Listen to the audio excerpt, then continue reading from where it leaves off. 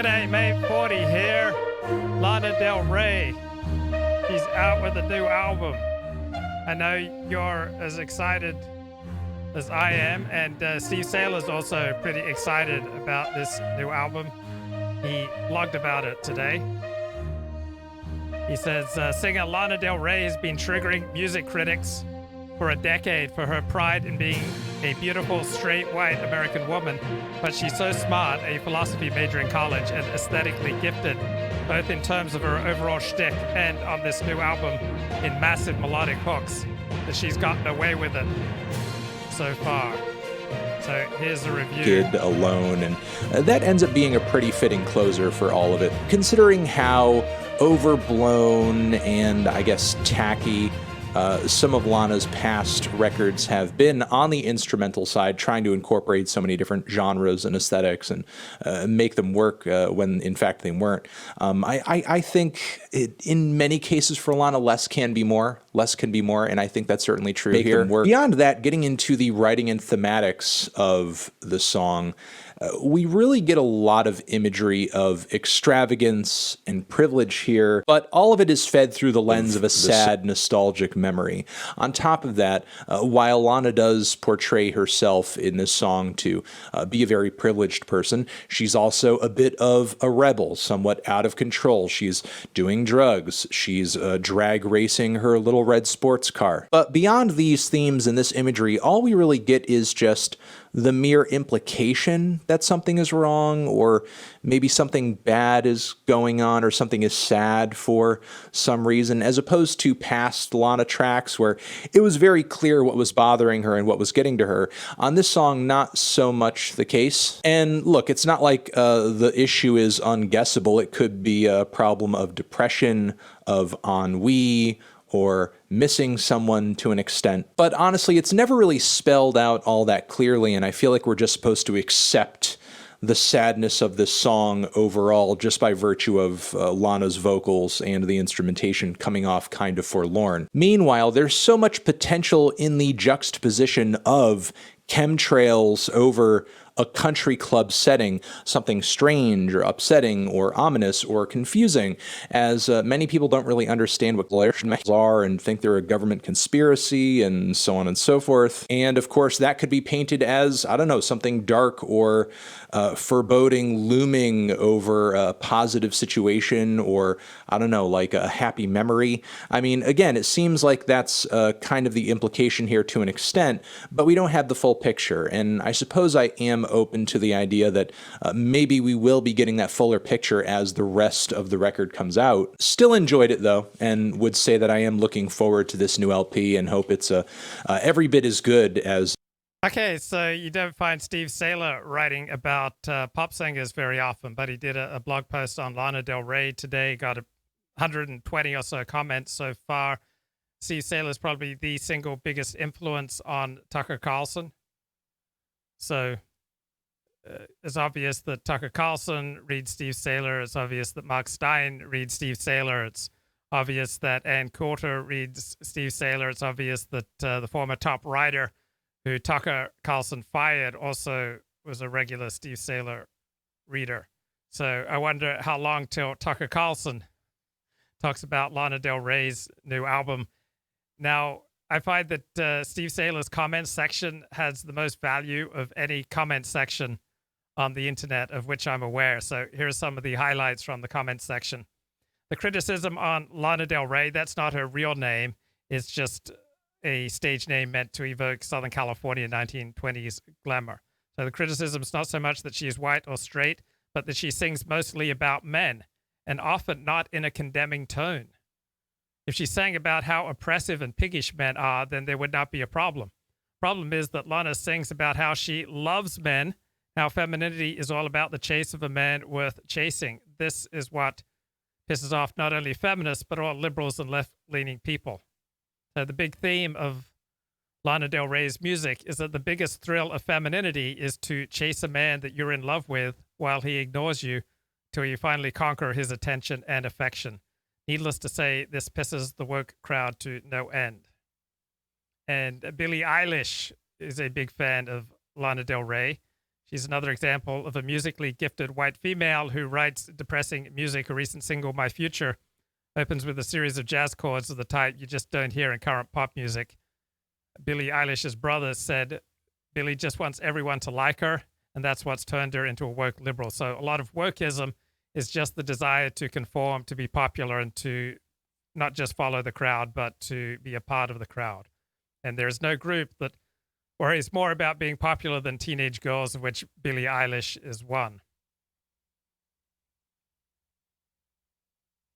So Billie got into a little bit of trouble with the last single, a Latin song sung in Spanish. She got accused of cultural appropriation.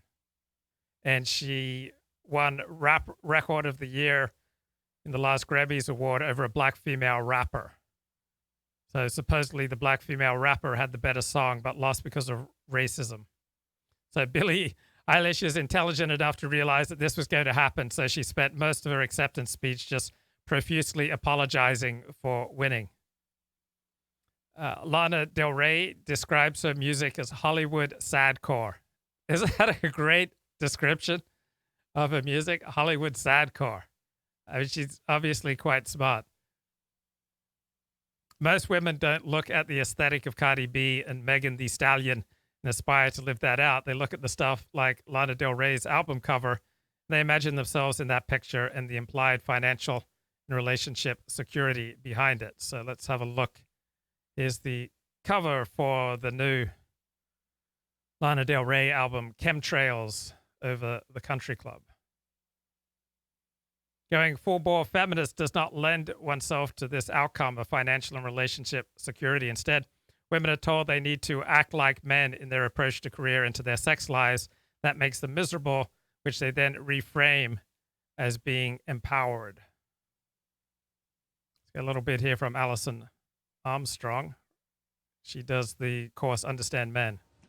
Mostly what happens is I look into men's blind spots about women and women's blind spots about men, and it's always horrifying to me when I find my own, when I all of a sudden stumble upon my own.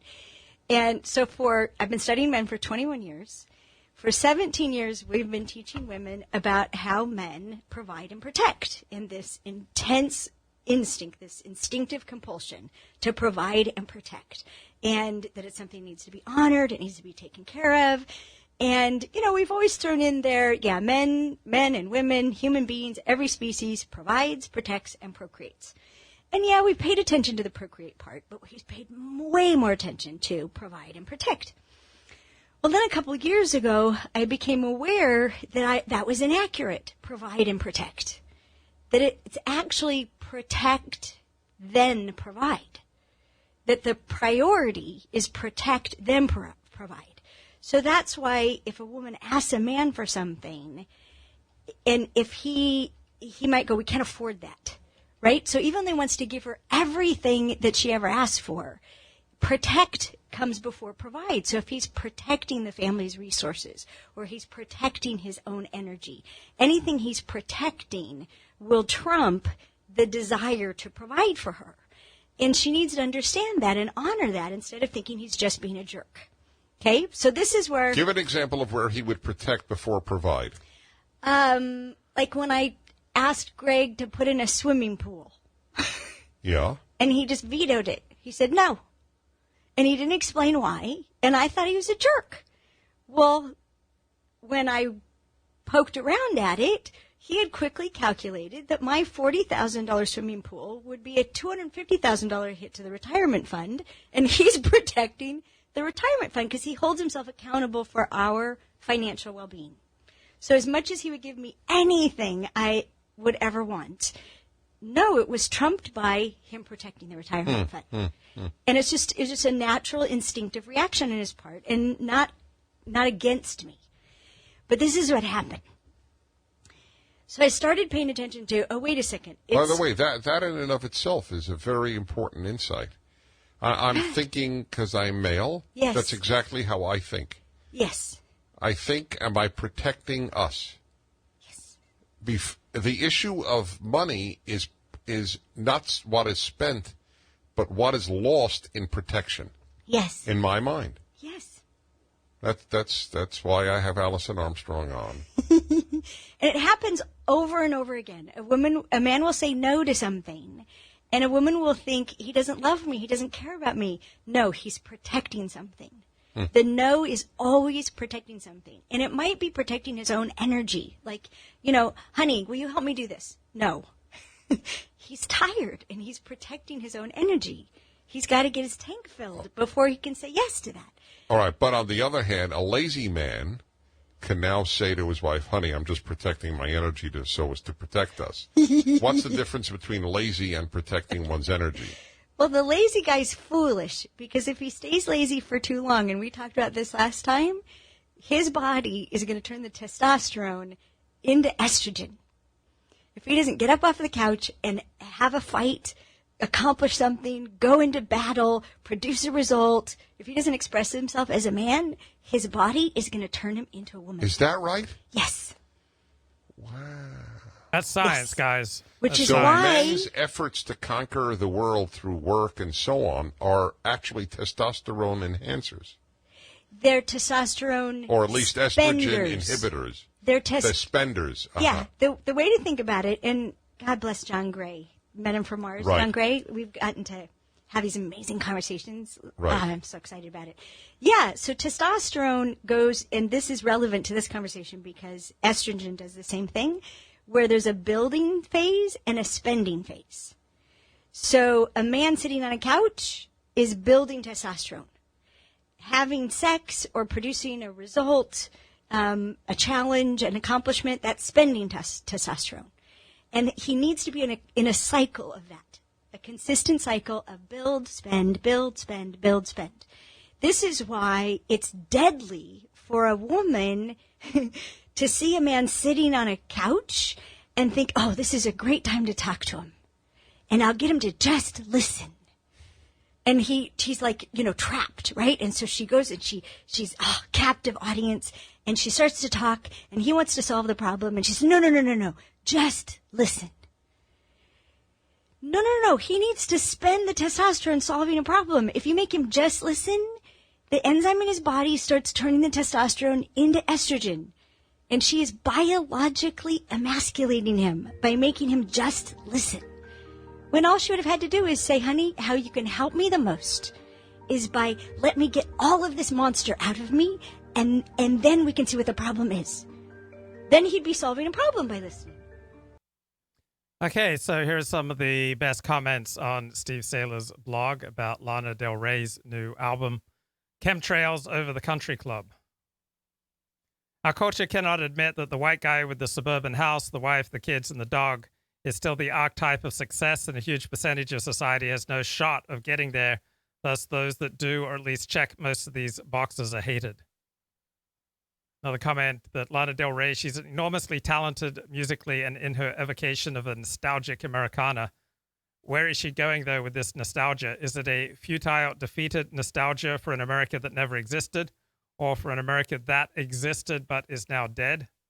Many of the young women that she depicts in her songs are on the nihilistic life path of finding the world bland and without anything to believe in, partying and sensation-seeking to escape the bland world, being hurt or mutilated or killed by glamorous but callous men, but wallowing in the hurt because that is the only thing that is real and there's nothing else to believe in.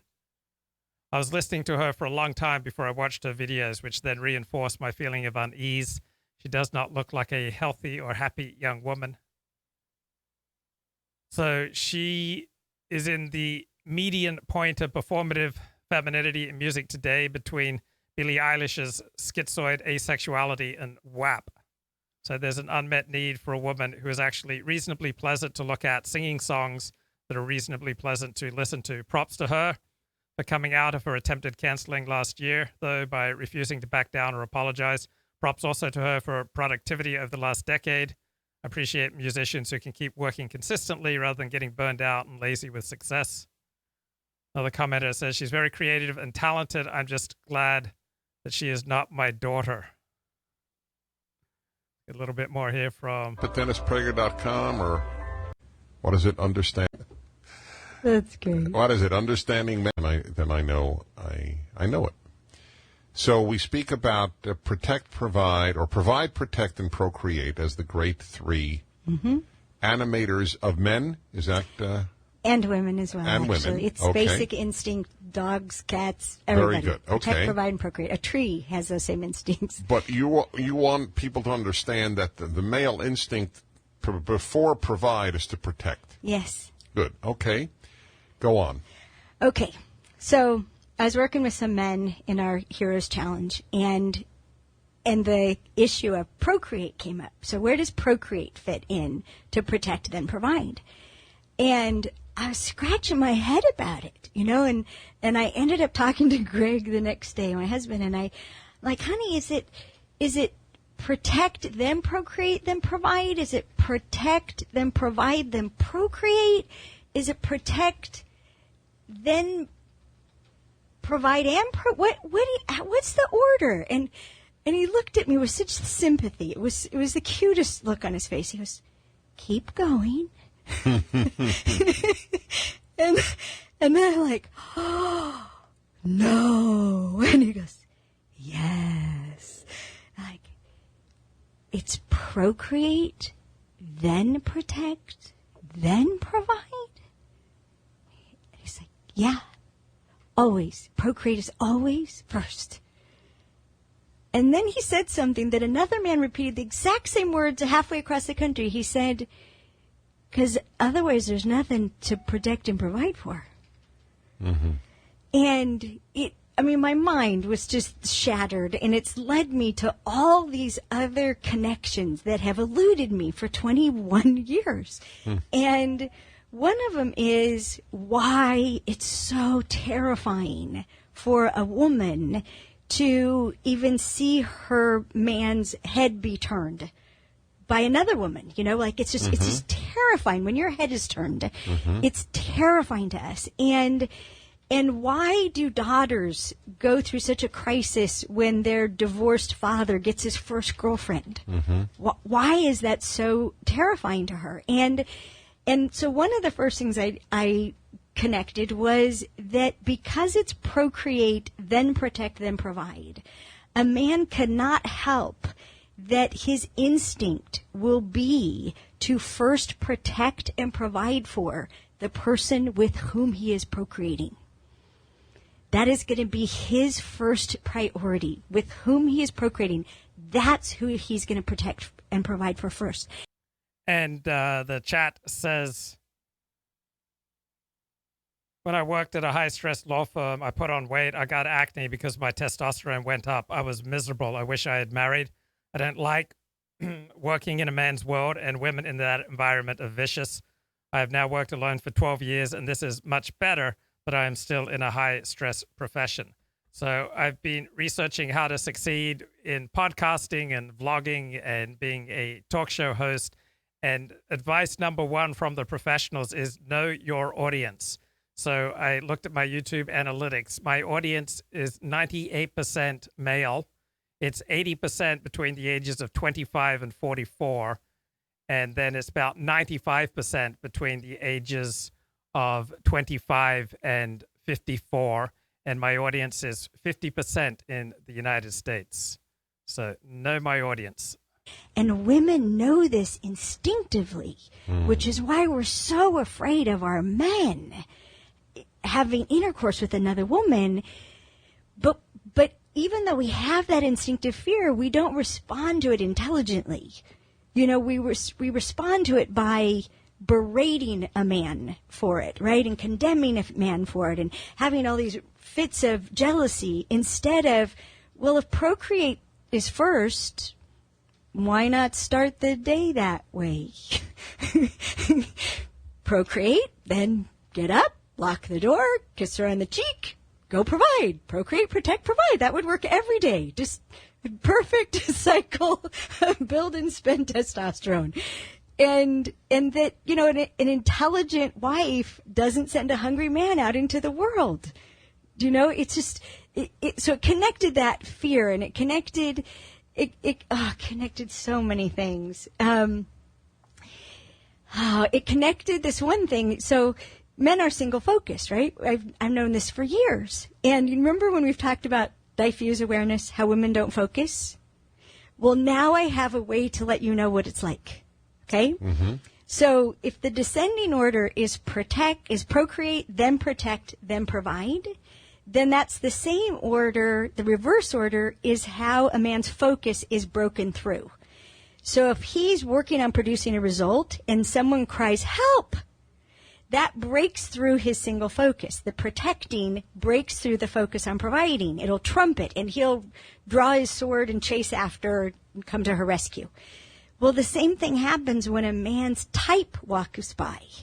Procreate breaks through the focus of providing and even the focus of protecting. So when a man's type walks by, it breaks through You mean your a female focus. type? And according to Wikipedia, Lana Del Rey was born Elizabeth Woolridge Grant. She was raised Roman Catholic, and her ancestry is Scottish. Female, when your female type walks, I've actually watched it happen to you on the show.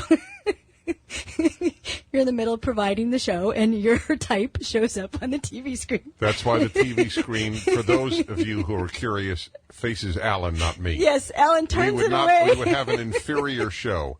Yes, Go ahead. because they put a lot of your type on TV. Yes, and on Fox News. In Fox News. And so a man's, and you have no control over your type. I'm sorry. Guys do not determine their type. It's programmed. But it breaks through even the instinct to protect. And I was talking to a friend of mine who was a police officer many years ago, and he was saving a woman from what could have been a terrible assault. He interrupted right at the last moment. And while he was searching the assailant for a weapon, for a knife or a gun, he was distracted by her nakedness. And he thought he was such a perv. How could he be distracted by a naked woman in the middle of such a dangerous situation? Procreate preempts protect and provide. And when I shared this information with him, he finally let himself off the hook. He's thought he was a bad man for 30 years because Funny, of that. because I wanted it, as I've often told my listeners, that because I intend to write a book on men and women, and my working title, which I won't use, but the working I'll have a chapter called "Your Husband is Not a Pervert." He's not. Right. He's not. Exactly. And So this is important, these points by Alison Armstrong. So the male drive is to protect and provide first for those with whom he is having sex. Right. Procreating is a nice word for sex. And this is why the sex lives of politicians are often important, because nothing's going to sway or persuade or influence a man like having hot sex. And this is why serious institutions such as the military and the CIA and Foreign Service, they often tend to penalize adultery and many other forms of promiscuity. This is why David Petraeus had to resign as head of the CIA for his affair. So the male tendency is to, first of all, procreate, look to have sex with a woman, and then the next tendency is to seek to protect the woman and then to provide for the woman and their offspring. So Lana Del Rey did this interview with the BBC January 11th. We went to Kansas and Wow. we were in Sioux Falls, and I planned the routing of it, but it's the only tour, number one, that I tour managed myself, and number two, that just went perfectly. And it was interesting because my agent had been I don't know if anyone's going to come. I don't know how Madison, Wisconsin is going to go. And I was you know what? I just feel I want to go. Yeah. So it's interesting. I sense that I can easily step back from my own work and kind of as though it was someone else's, and sort of sense did she kind of get what she wanted? Did she go where she was going? And it's a little bit of a TBC. Yeah. But you have to push yourself as an artist, right? You have to push yourself out of your comfort zone. Yeah. And mostly as a person, because the art is a byproduct of how I'm living my life, because I don't have anyone else writing the songs for me. And I often wish that I did.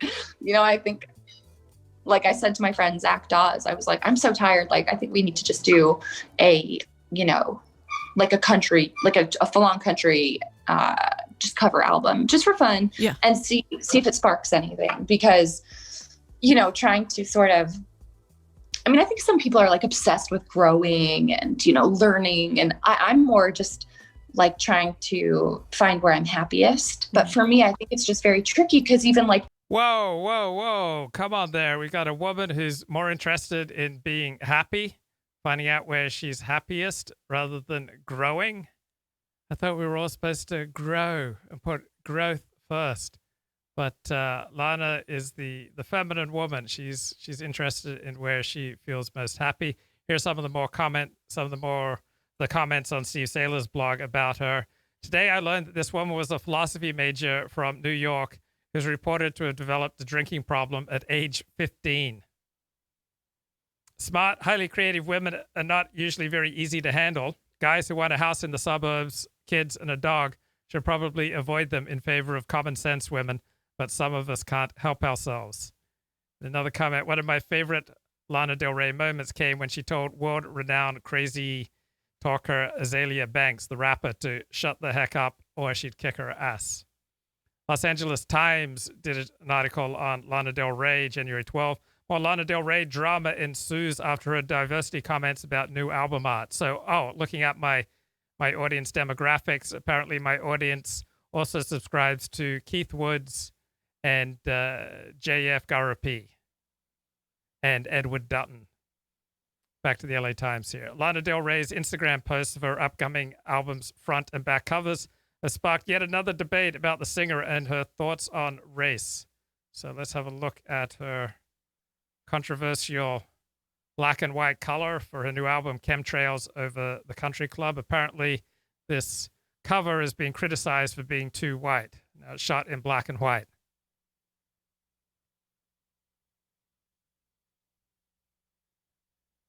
And Lana Del Rey says, look, some of my best friends are rappers. Apparently, this is not likely to win over anyone when discussing race relations.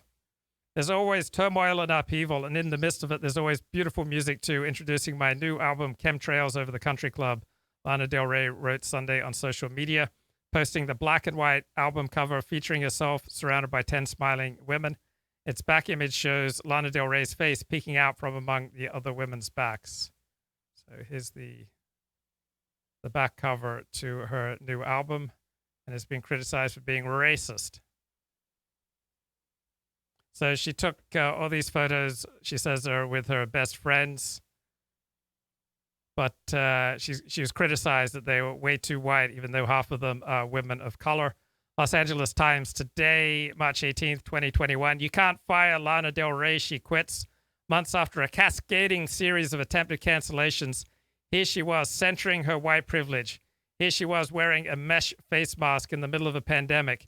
Here she was insisting she's obviously not racist because she's had rappers for boyfriends. Pop music's most glamorous headline maker is back with a riveting new album about exiting the limelight to find a simpler place where the haters can't get her down. Again and again on Chemtrails over the Country Club, which dropped Thursday night, Lana Del Rey sings of casting off her renown as though it were a heavy coat.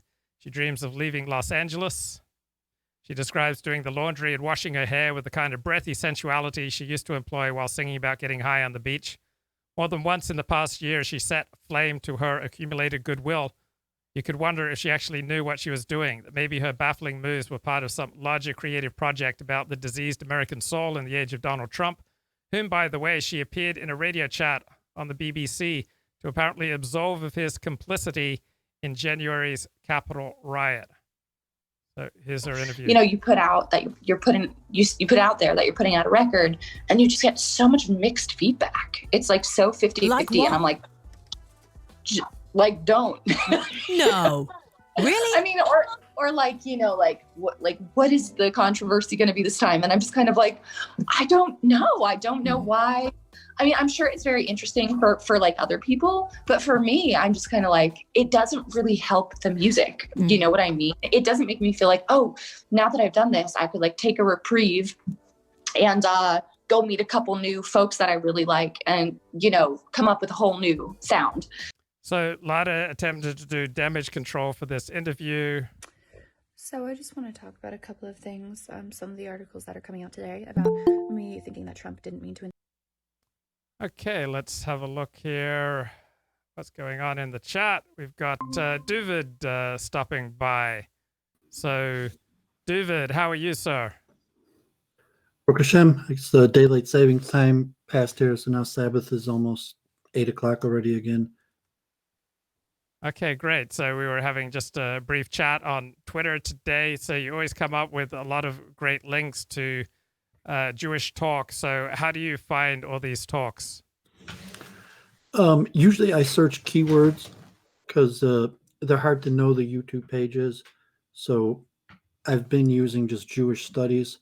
I used to search Holocaust, but I think since COVID-19, there hasn't been as much educational stuff on the Holocaust. But Jewish studies, other buzzwords I occasionally search, and then I usually set it to more than 20 minutes.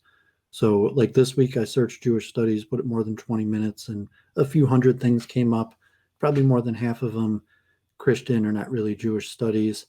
But the main thing that comes up is actually the departments of Jewish studies all over the world, Europe and America, Schusterman Center, I think at Ohio State, the Katz Center at Penn State and University of Michigan, Frankel School.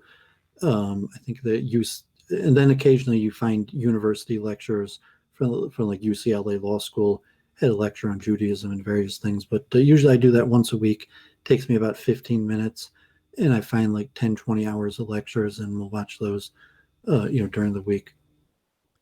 And then you also follow a lot of Jewish publications, I assume. Well, yeah, I'm cheap though, so I look at JTA and Forward and Vossesnais and Yeshiva News and the Jewish Week and the Times of Israel, the Jerusalem Post. I have a subscription from my mother, the New York Times, and I'll check out other things, but almost on a daily basis, I check out the major Jewish publications. Okay, and is there anything that you've read or listened to in the last 24 hours that particularly has caused you to think? No, they're kind of all repetitive. Like I've been listening to this stuff. I think I may have even found you like that, just searching for Jewish stuff on the internet. Maybe you came up in a recommended, but you probably just came up.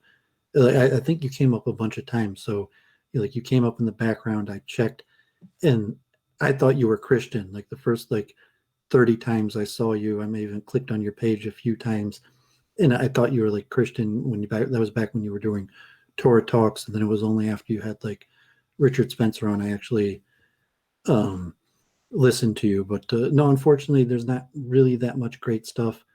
Occasionally, you'll find in a Jewish studies a topic that didn't have that much research already. I'm listening right now, University of Michigan, a lecture about the World War II Refugee Board in Raoul Wallenberg. So I've already read multiple books on that. I've already heard a bunch of lectures on it. So it's unlikely I'm more to hear than a handful of new things in most of these lectures. So I watch them in 2-speed. Although I find information like new books, and like I told you, I'm kind of cheap. So like most Jewish studies books are really expensive. Sometimes they're even like $100, but like $50, and they're usually only like 200 pages. They're really a ripoff. Maybe in terms of people got to make their money, but from my perspective, it's not worth the money. So I almost never buy the books as they come out. But there is good scholarship, and sometimes the secular university has better information than you actually get from Orthodox sources, because things like history, certain political things is really just not discussed in Orthodox sources. And I mentioned to you in the message, not to be fully conspiratorial, but I'll put in the harsh words that basically all Jewish studies, all Jewish media is basically Jewish propaganda. And I read your book. I don't know if you talk about that much on where you interview Jewish media, and you talk about that. You even have I don't know, it was an article from somebody else, but is there such a thing as Jewish media, or is it basically all Jewish propaganda? And I mentioned to you the research of that work, Leila Cohen Berman, who had been at University of Michigan, on the Jewish charity institutional complex. And it really is a complex because most Jewish organizations, federations, charities, foundations, political lobbying is basically intertwined, and they're largely a pay-to-play system. So it's like, how come I didn't, go to this lecture to listen to Professor Berman? Because I didn't pay. And, I probably would have been there, and I probably wouldn't even have been able to ask the question if I did. They really, it would have only been because no one else was there asking a question that they would have even considered answering mine. And it's basically a pay-to-play system. And, it could be it's purposely that way. That's how they get donations out of you. They're the smartest people ever with the most insightful things to say. But, you got to pay. And if you don't pay, you don't get your questions asked. And in Jewish studies, it's like if you don't pay, you don't get your propaganda endorsed. And it's kind of like, they say selling honor, that to some extent Jewish charities, Jewish organizations, all charity collecting in general, the way they get money out of people is selling honor. And so when a guy gives you money, you have to use the institution that they gave money for in order to benefit their reputation. Like we were talking, God forbid, like Luke and visiting prostitutes. I mentioned the rabbi, why you lecture first day on his job. And it's like, does he help the guy cover up that he died, God forbid, having sex with a prostitute? But is it the rabbi's job to cover it up for that man? And to some extent, to put it in those terms, the rabbi's covering up for that man, is pejorative. But to some extent, yes, that is the rabbi's job, is to try to keep it on the down low and worry about the reputation. And money plays a huge factor. That basically, you really got to pay for people to promote your reputation. It's kind of like the social climbing, and Luke talks about that quite a bit. But I mean, me and Luke are kind of out of those circles, and really they're pay to play. So me and Luke would have little hope in those circles because unless you could write big checks, I mentioned for Republicans, you're not really a Jewish Republican unless you write big checks. And Charles Moskowitz is calling me an anti-Semite for that. But no, I'm sorry. People really don't care what you have to say. People care whether you could write a check. Why do you think people watch live streams? I don't think they do. I mean, honestly, I think they're pretty small relatively. I mean, there's Kevin Michael Grace gave the best answer. People want interactive entertainment, at a certain point where they add a new feature, you could never undo the feature. So if, you watch, TV, and I mean, Kevin Michael Grace explained this multiple times. I heard it from him, but general entertainment was just, you watch the TV, and now that's not the case. And your average person that has interacted with the host, why would they ever want to go back to, just blindly watching something? But to some extent, maybe your average person doesn't actually want interaction. They don't actually want to be intellectually challenged. And, so it's a subset of people, alt-right, that either want to hear information from their own filter and no mainstream source puts it through that filter, kind of like Jewish media. If you don't want to hear critical analysis of Judaism, obviously we're a minority religion, and the majority of people think we have a false religion. Your average Christian, they might be nice, but theologically, Christians and Muslims largely think we have a false religion. So if you want Jewish media, Jewish studies, and you don't want Judaism portrayed in a critical light, it's basically just like propaganda, but that's what Jews want. You don't want to open up a Jewish paper and go to your Jewish studies department to be hammered every single time with the critical issues facing the Jewish people. Okay, so why do you watch live streams to the extent that you do? And on average, let's say over the past 3 years, how much time do you think you've averaged per week watching a live stream as opposed to participating in one on camera? Not much, because most of the live streams, they're not actually interaction. So there's very little advantage to watching them live. So I'll watch them in 2x later. As I said, most of the Jewish studies program, they're recorded and put up later. It's only because of COVID-19. I could have been on the Zoom call, and who knows, a lot of those Zoom calls, you're not even, thank you, Josh, for the money. Help us with the mitzvah. Luke, encourage us to stream. But I say most of those Zoom calls, sometimes you're not even the camera, you got to raise your hand, or you can't even ask a question in the first place. So the actual live streams, I really only watch when I'm trying to talk to the person, even you. If I watch your stuff, I usually watch it, if it's live, I might watch it you lag behind in 2-speed.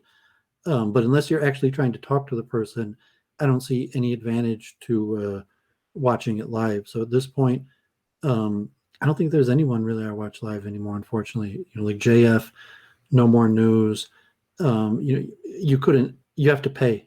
Basically. So all those people, unless you're willing to kick out money for a super chat, Halsey or any of those people, even you, to some extent, is there really any advantage to being live? Unless like you're in the chat, like so, and then for that, sometimes like God forbid, I don't even watch you, Luke. Sometimes I want to talk to people and I think they're in your chat, so I just turn on your video and I just start chatting without even necessarily paying attention to what you're saying. And I think that's pretty common practice use of the technology. So unfortunately, live streaming, I think, has died. Like when we first met, when you were streaming and I was making comments in your chat and you read my comments and then you brought me on. I don't think that really exists anymore. Well, I mean, Ben Shapiro live streams, he gets an audience over 12,000. Now, what I noticed from the chat, at least most of my chat, it's not connected to anything I say or anything that my guests are saying. So it's people talking to each other just as you described it. Now, what's your experience when you're participating on live streams and following along with the chat, whether it's on my show or Jen's show or your own show? How much does the chat tend to mirror, reflect, or comment on the things being discussed on the stream? We can review a little bit on my own streams where they know like I'm doing a stream on my channel. It's only going to be one topic, and I'm pretty strict with that. But it takes a lot of effort, and you have to cultivate an audience interested in a topic. So like me and Jennifer have been streaming almost 2 years now. When you said, you reminded me, I heard it from Richard Spencer, but it applies to Judaism, where he said if these conferences, most people don't actually go to conferences to meet the speakers. They go to conferences to meet each other. Most people don't go to synagogue to talk to the rabbi. They go to synagogue to talk to their fellow Jews. They don't go to like Jewish events, Kiruv events, because they all have burning desire to talk to the rabbi. Really, people want to meet and talk with each other. So as the talk show streaming host, you're kind of like a party promoter, like a rabbi overseeing a congregation, and you have to recognize that the probably less than a quarter of the people are really there for you. They're there for the environment. They're there to meet their friends, to catch up, like Cheers, where everybody knows their name.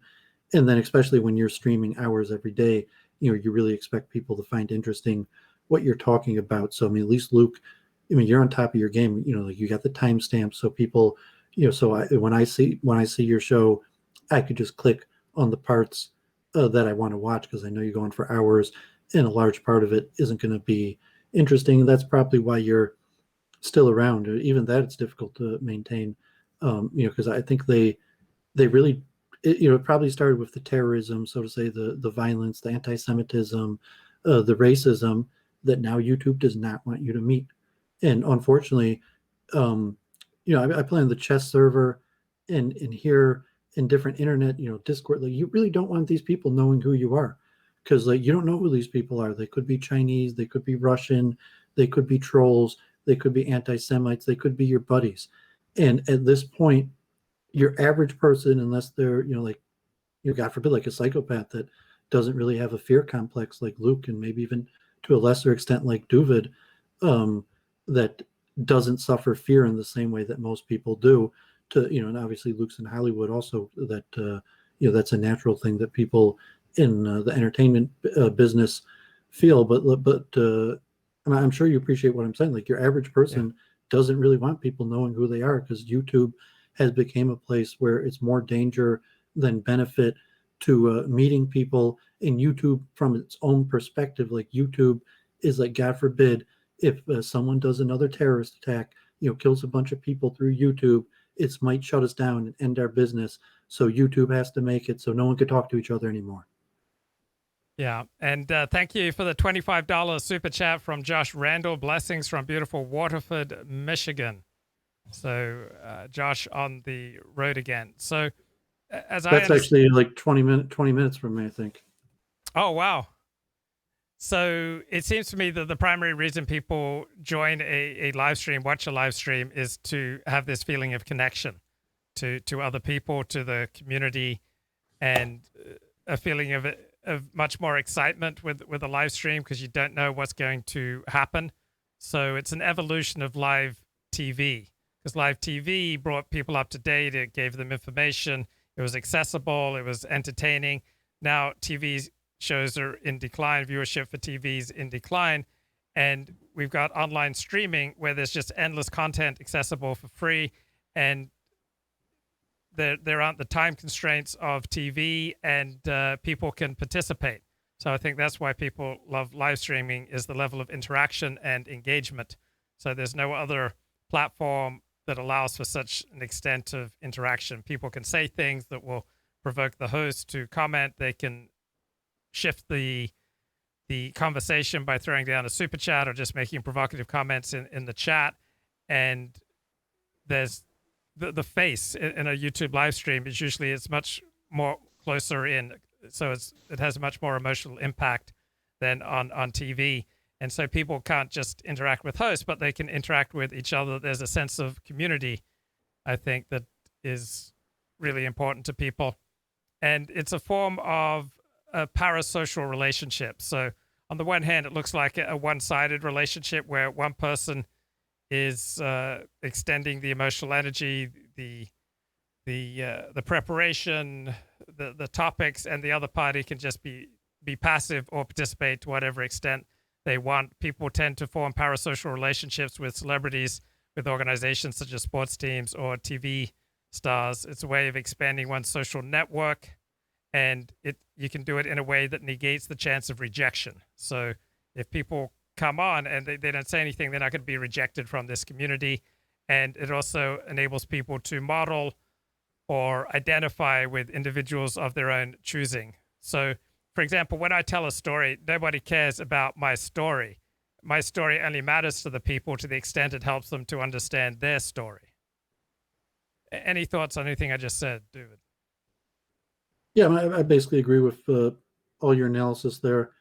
I still think live stream is probably niche, that it's probably not going to have like huge growth. I mean, it's pretty big. There might be millions or even tens of millions of people, but it's still going to be a minority personality type that actually wants to stream, and things like gaming, like streaming gaming or other things is substantially more interesting. And it's also topic wise, where if there are certain things that people want to talk about, maybe not enough to get together even in your local area, through the internet, you could find a larger audience of common interest. And I think also, saying like, if you're wealthy and powerful, you don't really want to put yourself out there to have honest conversations. It's kind of like I was saying about Jewish media and Jewish studies. You want to pay somebody to basically spread propaganda on your behalf. So it's like, Tanya Gersh, like Luke saying, like, well, objectively, she should do what you're doing. She should just hammer it out, turn on the live stream, and talk to people, hear the complaints from, the Daily Stormer and Richard Spencer fans, let the Jews who, support her or the other people who support her. But there's no reason for her to do it because, a lot of dissonance and a lot of bad energy, when she could have, so to say, organizations basically toe a party line that this is who she is, this is what she did, and if you disagree with the narrative, you're wrong. And I think that's the natural state of human nature, how cognitive dissonance works, where people have a certain narrative. It's like, that's my story, I'm sticking with it. Like me and Luke, I'm an Orthodox Jew, that's my story, I'm sticking with it. I don't care how much you could prove to me that I'm not really an Orthodox Jew. That's going to be my story, I'm sticking with it, because the cognitive dissonance would be too much otherwise. If I'm not an Orthodox Jew, what am I? And then my identity would collapse, and I'd have to find some sort of new identity. And in the reality, probably me and Luke, the majority of our identity probably hinges on Orthodox Judaism. And most people, it's not Orthodox Judaism, but it's something that their identity hinges on. So they basically want the reinforcement. And so if you might have a small element of people that like a fiery preacher who's gonna, give you mussar and fire and brimstone and tell us we're sinners and going to hell and change their ways. You have like a niche in that stream, or for but I think it's largely echo chambers, and you probably have your own echo chamber, and maybe me and Jennifer have developed our own echo chamber. If you think like even Claire successfully, I think she had 1,000 subs. Like Brundle, too he had an echo chamber, but too controversial. He didn't have staying power. And I guess like if that's what you need your own echo chamber. You need your personality to become big enough that you have people promoting your narrative. And then if you want to grow from there, that's the dangers of celebrity, where you lose control of your narrative, because you need this kind of universally accepted narrative that other people are sharing on your behalf. And then you might say, oh, I actually don't match the narrative that my fan club, and I could go in a lot more detail. I did like party promoting and music management, and you could look at this like a fan club. Like I had different people, and some people cooperated more others. Like, you need a fan club. I did Jewish music. Like, you have to come to the synagogue events. And, Yossi Pimenov was a very nice guy like that. He would show up in a rundown synagogue for some, concert for bums and, kids trying to play the guitar. And that's why he was such a famous guy, because he did that. But if you have a fan club, like, eventually you have to give access to the person. You're going to join the Luke Ford fan club. I want to be able to actually meet Luke Ford. I got to know that when I join the Luke Ford fan club, on Bab's channel or something, eventually I'm going to go live. I'm going to be able to meet him. And you have to be able to, micromanage it. So maybe Luke was, you probably didn't have that in you. And even Orthodox Jews that do a lot of the work in Hollywood are probably micromanagers, and the people who are in Hollywood probably are so Luke is probably an anti-micromanager. But I wouldn't be surprised if a lot of his Orthodox Jewish friends that are on the management side of the entertainment business are essentially micromanagers. But maybe that's his expertise, not mine. And Holly says in the chat, Holly writes, I watch because I like to hear commentary on a variety of matters. It's fun to interact. I've made friends in the chats. I use my real name and my real face because I want to make real connections with people. I can't do that under a fake ID. Also, using my real name and face also keeps me honest and keeps me from ship posting beyond what I can stand behind in real life. So let me read a little bit more here about parasocial relationships. So para means parallel, beside. So they're not normal human relationships that you form with people on TV or on live streams. So for many people, the one-sided nature of the parasocial relationship is a relief from the strained complementary relationships in real life. So all human real-life relationships have varying levels of tension. So parasocial relationships are cultivated to resemble face-to-face relationships. So many experiences are shared with a John Daly or a Justin Bieber or a Jay-Z or a live stream host that we develop an intimacy and friendship with the character, the performer, and we feel that they know and understand us in turn. So parasocial relationships used to occur predominantly with TV personas. Now they're increasingly occurring with YouTube personalities. So these relationships also occur between individuals and their favorite bloggers, social media users, and gamers. The nature and the intimacy of parasocial relationships have also matured. Reality TV allows viewers to share the most intimate and personal lives of TV personas, and celebrities are increasingly opening up about the intimate details of their own lives through social media. The internet now allows for 24-hour access to media users, and the increased internet dependency leads to increased parasocial interactions. These relationships remain one-sided, but they are becoming increasingly interactive. So it allows people to communicate with their favorite media personas, and it increases the intimacy and the strength of the parasocial relationship. Despite the one-sided nature of parasocial relationships, there are numerous similarities between these relationships and more traditional social relationships. So parasocial relationships are voluntary, they provide companionship, and they are influenced by social attraction. So viewers experience a connection with a vlogger or with a TV personality, and they often express feelings of affection, gratitude, longing, encouragement, and loyalty towards their favorite. Just as relational maintenance is important in sustaining a relationship with our real-life friends and family, relational maintenance also occurs in parasocial relationships through events such as daily or weekly viewings of a YouTube show or a TV show like Keeping Up with the Kardashians, blogs, social media sites such as Twitter, Facebook, Instagram increase the ease with which viewers can express their feelings. Parasocial relationships are popular with these online communities due to the increased sense of knowing the personas or the perception of parasocial interactions as having a high reward and virtually no chance of rejection. Now, historically, parasocial relationships were viewed as pathological and a symptom of loneliness, isolation, and social anxieties. But now there are more studies saying there's no correlation between loneliness and the intensity of a viewer's parasocial relationship with on-screen characters. And other research is decreasing the stigma of such relationships, and some clinicians believe that such parasocial relationships can broaden one's social network rather than restrict it. So people who watch this show, they often meet up in real life. They've employed each other in real life. They've gone to dinner in real life. They've invested with each other in real life. They've dated each other in real life. So many people find serious benefits from a parasocial relationship. Many seriously ill people find afternoons with Oprah or Ellen that one chance in the day to see a friend without stress and gain strength from their relationship with the hostess. I had chronic fatigue syndrome for about 6 years. I was largely bedridden. I got a great deal of strength from my parasocial relationship with various radio hosts like Dennis Prager. Individuals with parasocial relationships often express appreciation toward their favorite personas for helping them to get through tough times. Also, these personas help people shape and develop their own identity. So also people often expand their real life social networks through participating in a YouTube live stream. Anything there that you'd like to comment on, Dooovid? Yeah, that was all pretty good. I mean, I guess that's what, more clinical psychology, the lexicon, how it's described.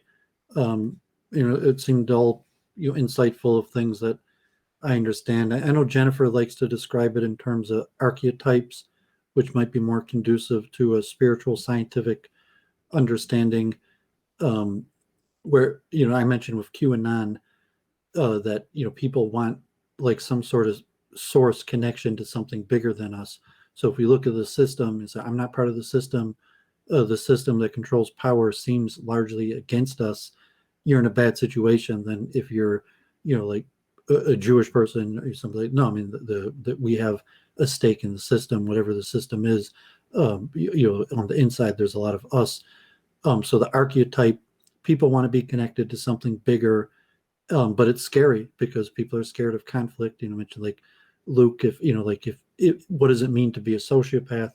It means to some extent, there's different interpretations, but you don't have that same fear complex for the repercussion of our actions like other people, that your other people typically don't do things, not because they don't want to, not because they think it's right or wrong, because they're scared. And so a person like, sociopath, psychopath, the fear complex isn't wired in the same way. But whatever allows, like Josh Neal, that we one day we'll take a look at his book. Maybe he'll even come back on the Luke Ford show. You're talking about psychopaths in modern society and how society now is designed for psychopaths. But for that level, it's very difficult to be a public person because there's a lot of risk, there's a lot of negative energy. So you basically have to find your archetype. You have to find someone in a higher position than us that appears to model our behavior. So to say, like, okay, I'm a nobody, and you could see the Donald Trump, the big players, the elite, very far away, but you could have access to people and say, like kind of like a Masonic system or an apprentice system that okay, like Luke Ford, like who's Luke Ford to be Doovid's role model or something like that. But in terms of streaming, say, okay, well, he's an Orthodox Jew, certain similarities that I could look, okay, I'm streaming. Richard Spencer's not going to be my archetype. There's not really too many Orthodox Jews, streaming. So I got to use Luke Ford as my archetype for what I'm going to envision myself if things work out. And, so I think maybe on the media type thing where there's not actually a progression, like a child who, knows they're going to go to high school and then university or get married and have children one day.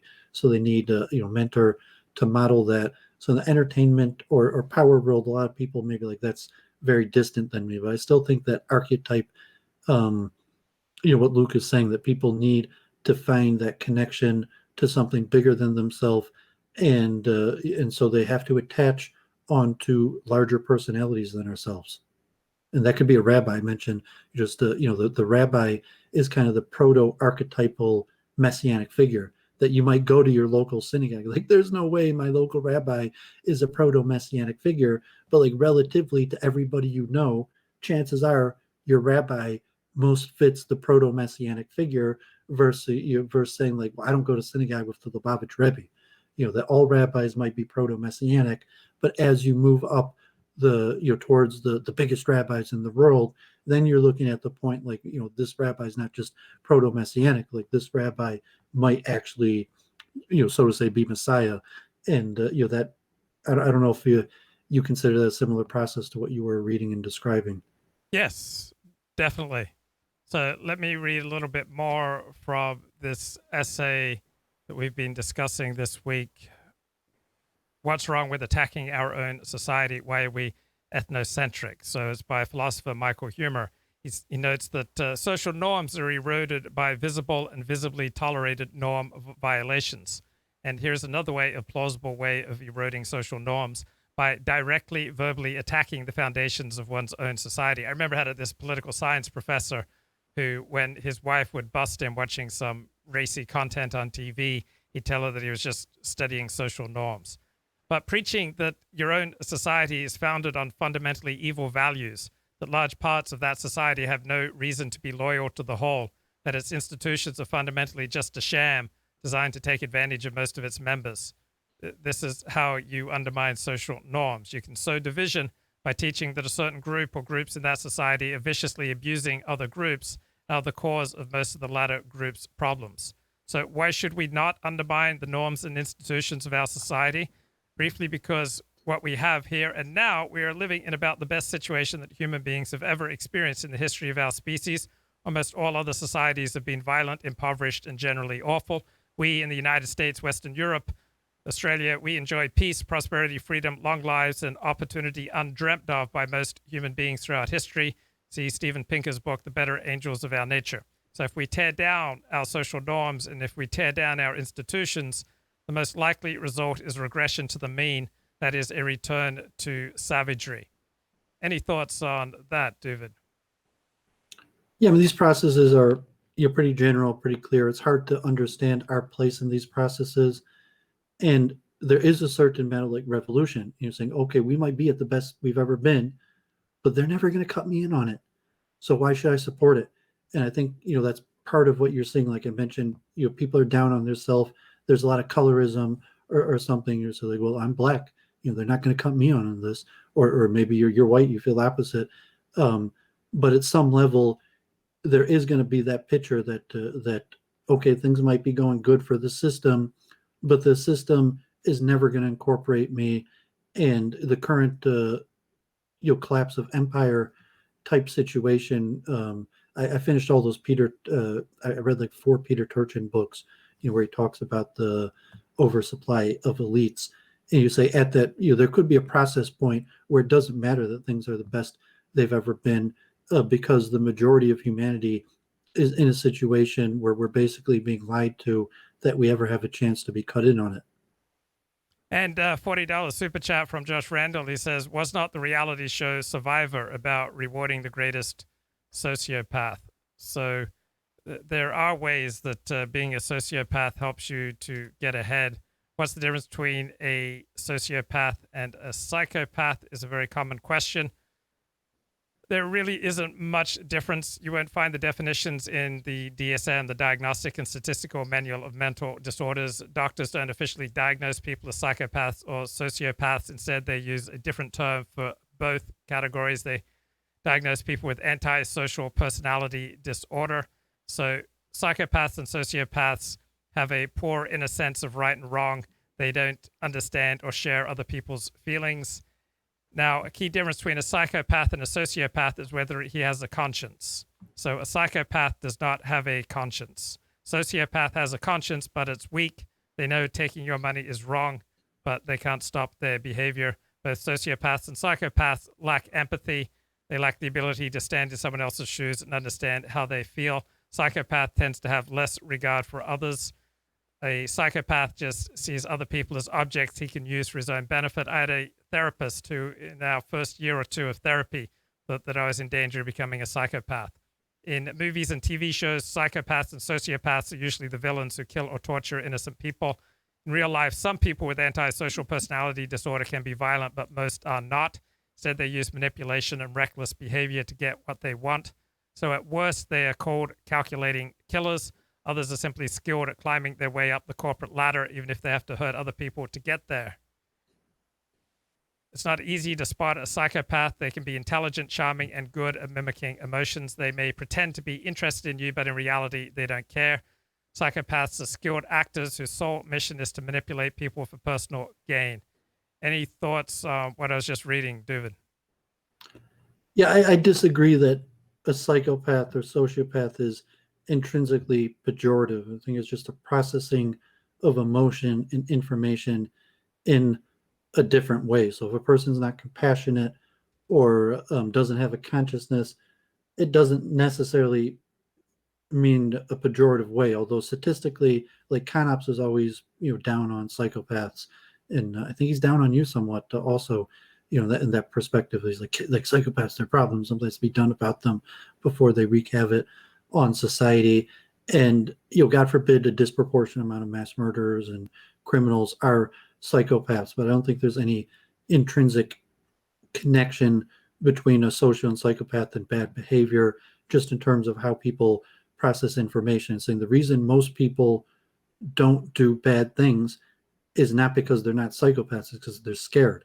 So psychopaths don't necessarily read Luke's biography, like he had some seriously dangerous people trying to do physical harm to him. He had sued. He had a lot of people who didn't like him, and I don't think Luke was necessarily trying to inflict harm. You were just interested in things that interest a lot of people, but most people it's just too dangerous for them. And so if you are a psychopath, it doesn't mean pejorative. It just means you don't register fear and embarrassment in the same way. And there's a great book on this topic if people want to study the topic seriously, not in an abstract sense, but in a way to enhance their life. And it's called Psychopath Free. And the upshot from this book is good people make you feel good, bad people make you feel bad. So trust your gut, trust your feelings, trust your intuition. If someone's consistently making you feel bad, this person's bad for you, and you need to separate yourself from them. Dooovid, what do you think about this idea that good people make you feel good and bad people make you feel bad? And if you got someone in your life who's consistently making you feel bad, you should distance yourself. I have made the point almost exclusively among my fellow Orthodox Jews studying Torah, because it's it's an issue that's in halakha, and no, the point, they're making people feel bad and helping people. So I would claim some of the best people I've ever met are probably psychopaths. And even a lot of people that I liked that really help people, and saying you're an Orthodox Jew. Like we've told stories about people that have tables of just handing out money, long lines of $20 to people or loan societies. There's a lot of charity within the Orthodox community, and a lot of those people that give a lot of charity are probably psychopaths. And the perspective that they're helping people, they're good people, but they also don't have that embarrassment, fear, conscious reaction like other people, and they're able to do good things. I mentioned I drove around a lot of rabbis, a lot of charity collectors, and a few of them, they were mean people. They collected charity. Like one guy I drove, he was an exceptional charity collector, and he would get back in the car and he would start bashing. He would say oh man, I wish I could have hit him in the. He'd tell me how much he wanted to strangle the person that he was just talking to, and it was consistent. I drove this guy for months, and he was an exceptional charity collector. But when he get back in the car, he would say how he wanted to physically damage these people. And he probably meant that, but it didn't take away That I don't think he ever did. I mean, maybe occasionally he might have hit. I don't. I mean, possible. But it's saying like, no, that's just how he felt, and it didn't change the fact that he was a good person. Like I was a pretty rotten kid, and through Judaism, through trying to become a better person, I became a pretty good person. I'm charitable. I help people out. People ask me for things. I'm pretty likely, even to give away money. You know, like a lot of people you seem like giving away money. That could be a psychopathic or even to helping people out. And even, God forbid, like they call chesed shel emes, the true chesed, but like Luke Ford's expertise of, these women that give men what they really want. And probably a lot of these women are psychopaths also in that sense, that's why they're able to provide men with what they really want, because they don't have that fear complex. So I would work with it. And if you're not a psychopath, you could look at how does the person do what they do? And so, well, I just process information and emotion in a different way. And so I would say, psychopaths have a pejorative. There's reason to be scared. Psychopaths could lie to you and trick you and, steal from you and God forbid, become violent criminals. But in general, no, there's a lot of beneficial behavior to psychopathy, and there's probably a lot of professions like in Hollywood. You probably can't really be a professional, a good Hollywood actor without at least some element of psychopathy. And even like I said, like a rabbi, because rabbi, like you're saying, you kept on telling that story about the rabbi's first day on the job, where his congregant died having sex with a prostitute. But saying rabbis have to deal with extremely difficult situations, and it could be being a sociopath or psychopath actually would benefit a communal leader like that. Okay, here's more on the difference between a psychopath and a sociopath. So the psychopath is much more difficult to spot. They can be intelligent, charming, they can be good at mimicking emotions, and they can even pretend to be interested in you, while in reality, they just don't care. So psychopaths are skilled actors whose sole mission is to manipulate people for their own gain. Sociopaths are less able to play along. They make it very clear that they're not interested in anyone but themselves. They habitually blame other people for their problems.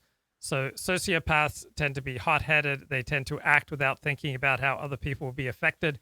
Psychopaths tend to be colder and much more calculating. Psychopaths, as opposed to sociopaths, tend to carefully plot their moves to use aggression in a planned-out way to get what they want. They're after more money or status. They'll make a plan to take out any barriers that stand in their way, even if it's another person's job or reputation. The psychopath's brain may not be like other people's. It may have physical differences that make it hard for the psychopath to identify with somebody else's distress. And these differences can even change basic body functions. So when most people see blood or violence in a movie, their hearts beat faster, their breathing quickens, and their palms get sweaty. But a psychopath has the opposite reaction. He gets calmer. And so this allows psychopaths to be fearless and to engage in risky behavior because they don't fear the consequences of their actions. Anything there you want to comment on, Dooovid? Yeah, I agree with all that. I meant to mention also, from a purely Judeo-Halakhic perspective, and I've mentioned this many, many times because people usually think the opposite is like, if you need help, God forbid, I need $100 really, really bad, and I'm going to go to synagogue, and because I know people like this, and I'm going to ask for $100, and one guy is going to really bash me. He's going to tell you worthless, pathetic, loser, you crapped your life. Look at you, pathetic, coming begging for money. Don't have you no shame. But then he gives me $100, versus the other guy who, is very compassionate and sympathetic, and I'm so sorry this happened to you, but they don't help me, and they don't give me any money. And so from the perspective, what's the bigger mitzvah? And or does it in terms of chesed, does the guy who gave you a bashing but gave you the $100, does that counter the fact that he gave the money? Does the guy who tried to be sympathetic and didn't help you get some sort of consolation? Is he a better person even though he didn't help you? And my experience is that a lot of rich people that give money, they actually like yelling and embarrassing people. And they'll give you the money, but they will embarrass and yell at you first. And from a Judeo perspective, they're saying like, it could be that's okay. Like they have that right. And the key thing is that they gave. And that there's something about the psychopathic personality. like Luke, like, Dooovid, this pathetic loser. I can't believe I bought him a microphone. I can't believe I wasted my time trying to help this loser. There's no way this guy's ever going to be able to pay me back. 0% chance. But then he gave me the microphone anyways. And so that, like, I'm sure you've seen that. And, even people in the chat are mentioning that, like, Pablo Escobar and a lot of really bad people were also really nice people. And it could be it's connected. And, say like the rabbi who gives charity, the rabbi, it's like, oh, rabbi, like, I need a root canal. God forbid, it's going to cost $2,000. I'm in really, really bad pain and don't have any insurance. And the rabbi helps you out. Might be the same rabbi who covered up for some guy who died having sex with a prostitute. And it might be connected, because it might be that guy made a $10,000 donation to the shul. And because of that, kind of bad person that the rabbi covered up for is the reason he's got $2,000 to lend you for your root canal. Thanks, Dooovid. Let me read a little bit more on this topic of psychopaths. How do you spot toxic people? Here are some of the characteristics of toxic people. Gaslighting and crazy making. They blatantly deny their own manipulative behavior. They ignore evidence when confronted with it. They become dismissive and critical if you attempt to disprove their fabrications with facts. Instead of them actually addressing their inappropriate behavior, somehow it always becomes your fault for being sensitive and crazy.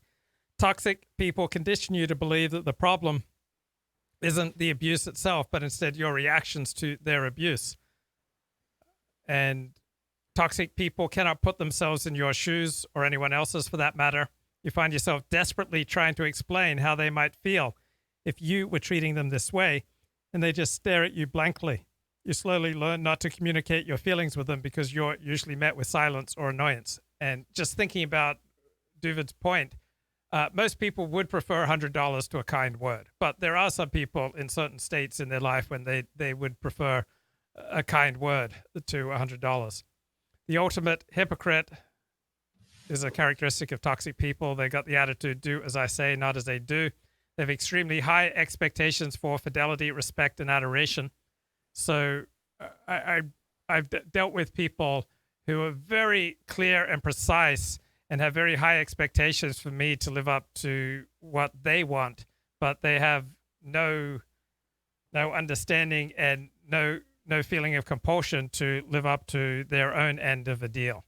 So I find this is very common. So they have very high expectations for me, but they have virtually no expectations for themselves. So such people will cheat, lie, criticize, and manipulate, but you are expected to remain perfect. Otherwise, you will promptly be replaced and deemed unstable. Toxic people are filled with psychological lying and excuses. There is always an excuse for everything, even things that don't require excusing. They make up lies faster than you can question them. They constantly blame others. Nothing is ever their fault. They spend more time rationalizing their behavior than improving it. Even when caught in a lie, they express no remorse or embarrassment. Often it almost seems as if they wanted you to catch them. Anything you heard there, Dooovid, you'd like to comment on? Yeah, I completely disagree with the tone of this being so pejorative, because I don't think there's anything intrinsically pejorative about psychopathy. It's just a different method of processing information that has good and bad points. It's kind of like a communication attachment strategy, and take the rational action theory that all people, including psychopaths, are largely rational actors that are trying their best according to their ability to act in their own self-interest. And the psychopath is not trying to act in their own self-interest any more than anybody else. They just have a different strategy. And in terms of communication, you're saying the purpose of communication is to get what I want. And if you take that, well, is that a legitimate approach? And you say that's bad, or you even say that, but I think that's bad thinking, like censorship. I reject that there's toxic people. There might be people that have really bad karma, that have already made serious bad decisions in the past, that makes it near impossible for them to make good decisions. People are, in a state of pain, have bad karma that they can't fix. But are you in agreement with me that there's essentially nothing? There's danger of a psychopath, but there's nothing do you think that there's toxic people, that there's people who are just toxic, and you don't mean that like that there's people like Father Flanagan or something, there's no such thing as a bad boy. So obviously there's people you should avoid, people that are going to cheat and harm and do bad things, but that they're toxic, I fundamentally reject. Well, I believe from the perspective of 99.9% of people, 99.9% of the time, toxic is a useful term for people that you want to avoid. Now, there are situations where the sociopath or the psychopath may have some kind of advantage. So in situations where other people would get, emotionally disturbed, the cold heart of the psychopath may help him to get even calmer and to be fearless. And so I see certain benefits from this type of attitude in certain situations. But for most people, anyone who consistently makes you feel bad, you want to get them out of your life. And I think it's useful just to call these people toxic. So about 5% of the population has a personality disorder like narcissistic personality disorder, histrionic personality disorder, antisocial personality disorder, or borderline personality disorder. 99.9% of people would be better off minimizing interactions with such people with these disorders. So there's a great book on the topic. It's called Psychopath Free by Jackson McKenzie. Talks about recovering from emotionally abusive relationships with narcissists, sociopaths, and other toxic people. He writes out here about 20 characteristics of toxic people. 1, they focus on your mistakes and they ignore their own. If they are 2 hours late, they will not forget that you were once 5 minutes late to your first date. If you point out their inappropriate behavior, they will always be quick to turn the conversation back on you. You might begin to adopt perfectionist qualities, very aware that any mistake can and will be used against you. Another characteristic that you're dealing with someone who's toxic, you find yourself explaining the basic elements of human respect to a full-grown man or woman. Normal people understand fundamental concepts like honesty and kindness. Psychopaths often appear to be childlike and innocent, but don't let this mask fool you. No adult should need to be told how he is making other people feel. Toxic people frequently demonstrate selfishness and a crippling thirst for attention. They drain the energy from you and consume your entire life. Their demand for adoration is insatiable. You thought you were the only one who could make them happy, but now you feel that anyone with a beating pulse could fit the role. No one can fill the void of a psychopath's soul. Any thoughts, Dooovid? Yeah, I mean, just because I'm a born again Jew, Hasidic, and believe in character refinement, so like people aren't toxic; they're just unrefined and could become better people. So from a level of association, this person is harming me. Their effect on me is negative. I'm just gonna associate them with toxic, and have levels of association, and then you also look at reciprocation. That relationships are usually based upon reciprocation. And if you're, a toxic person because they don't reciprocate, you say, okay, there's no relationship because I give and I give, and the person only takes. And maybe on a personal level, like I have a lot of friends that I don't like having at my house. I don't like knowing my stuff because these are very common personality types, and certainly among Orthodox Jews, but really among everybody, like people that come over and they just touch everything.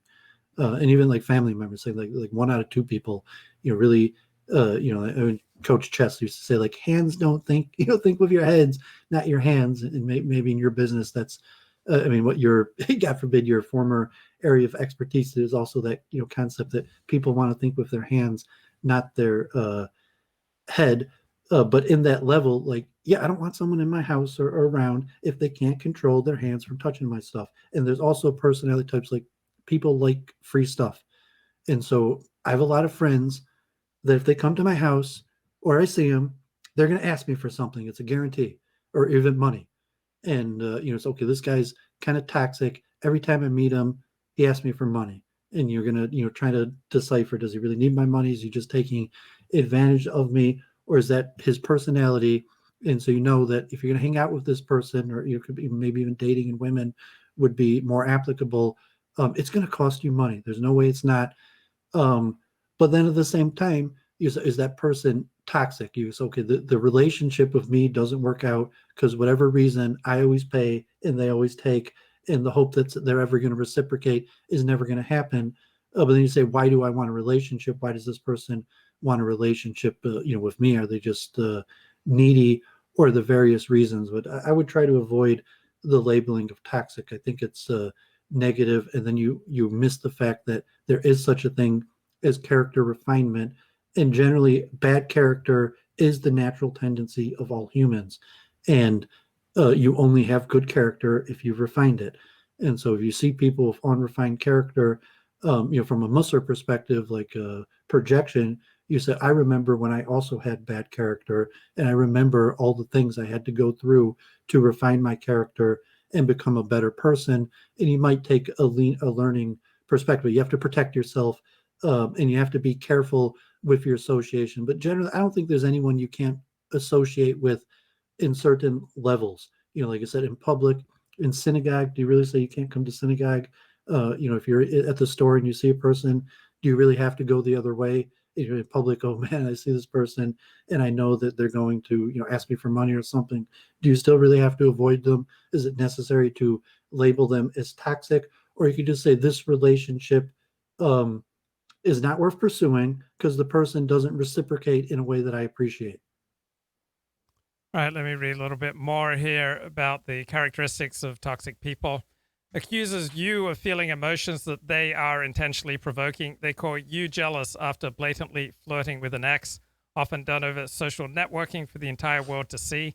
They call you needy after intentionally ignoring you for days on end. They use your manufactured reactions to garner sympathy from other targets, trying to prove how hysterical you've become. You probably once considered yourself to be an exceptionally easygoing person, but an encounter with a psychopath will temporarily turn that notion upside down. Characteristic number 9, you find yourself playing detective. It's never happened in any other relationship, but suddenly you're investigating the person you once trusted unconditionally. They're active on Facebook. You start scrolling back years on their posts and albums. Same with their ex. You're seeking answers to a feeling you can't quite explain. 10, you're the only one who sees their true colors. No matter what they do, they always seem to have a fan club cheering for them. The psychopath uses these people for money, resources, and attention, but the fan club won't notice because this person strategically distracts them with shallow praise. Psychopaths are able to maintain superficial friendships far longer than relationships. And number 11, you fear that any fight could be your last. Normal couples argue to resolve issues, but psychopaths make it clear that negative conversations will jeopardize the relationship, especially ones regarding their behavior. Any of your attempts to improve communication will typically result in the silent treatment. You apologize and forgive quickly, otherwise they will lose interest in you. Anything there that you want to comment on, Dooovid? Yeah, I mean, we were talking the other day and you reminded me about all the time I spent in Manhattan and the thousands and thousands of hours that my associates spent trying to, God forbid, find their way into the panties of women. And I'm sure they're in LA. You also have, associates that spent thousands and thousands of hours, basically with the goal of trying to have sexual relations with women, not necessarily to, find their wife or the right woman. And within that, there's strategy. And a lot of the players I knew, their strategy was to lie. So if you're rich, like you're saying, like a Hasidic Jew, a businessman, and God forbid they can't control their temptation, so they just go with prostitutes. It's easy, no relation, they pay, and that's really all they wanted. They just wanted the sex, so it's simplest to just pay for it. Versus, maybe that's the way some people feel, but they just don't have the money, so they can't afford prostitutes or prostitutes that meet their standard, so they have to go through the hunt. And in some extent, like in Manhattan, maybe LA culture, if you're looking for like a one night stand, probably lying is a pretty good strategy, and even drug dealing is a good strategy. And God forbid, you say even rape is a good strategy in terms of what was your goal, what did you do to achieve the goal, versus the person, I want to achieve the goal. I want to, I'm going out because I want to have illicit sexual relations, but I'm not going to lie. I'm not going to steal. I'm not going to rape, like 0% chance. Versus the person who say, okay, I'm not going to break the law. Like, God forbid, I'm not a rapist. I'm not a criminal. But if I could, convince some woman to have relations with me because she thinks I'm someone I'm not, good for me. I mean, right? Like in LA and in New York, isn't that your average person at a bar that lying is good strategy? Even like Roosh and these pickup artist type thing, that if you're looking for one night stands, that the psychopath and the liar has certain benefits because it's like, let me just pretend to be the person you want me to be, as opposed to, you know, some honest perspective, and that probably works a lot better. And then you're gonna say, well, are you really down? You know, like you versus the psychopath. The psychopath got what you wanted because he was willing to lie and pretend like he was someone he wasn't in order to achieve the goal, and you weren't. And now you're calling that person toxic when really you're saying, like, why are you just jealous? And the, you know, the perspective there where we're saying, well, okay, toxic, you know, that you know, this person is probably saying or doing anything. You know, if it was the woman's perspective, they're looking like, you know, who is this guy?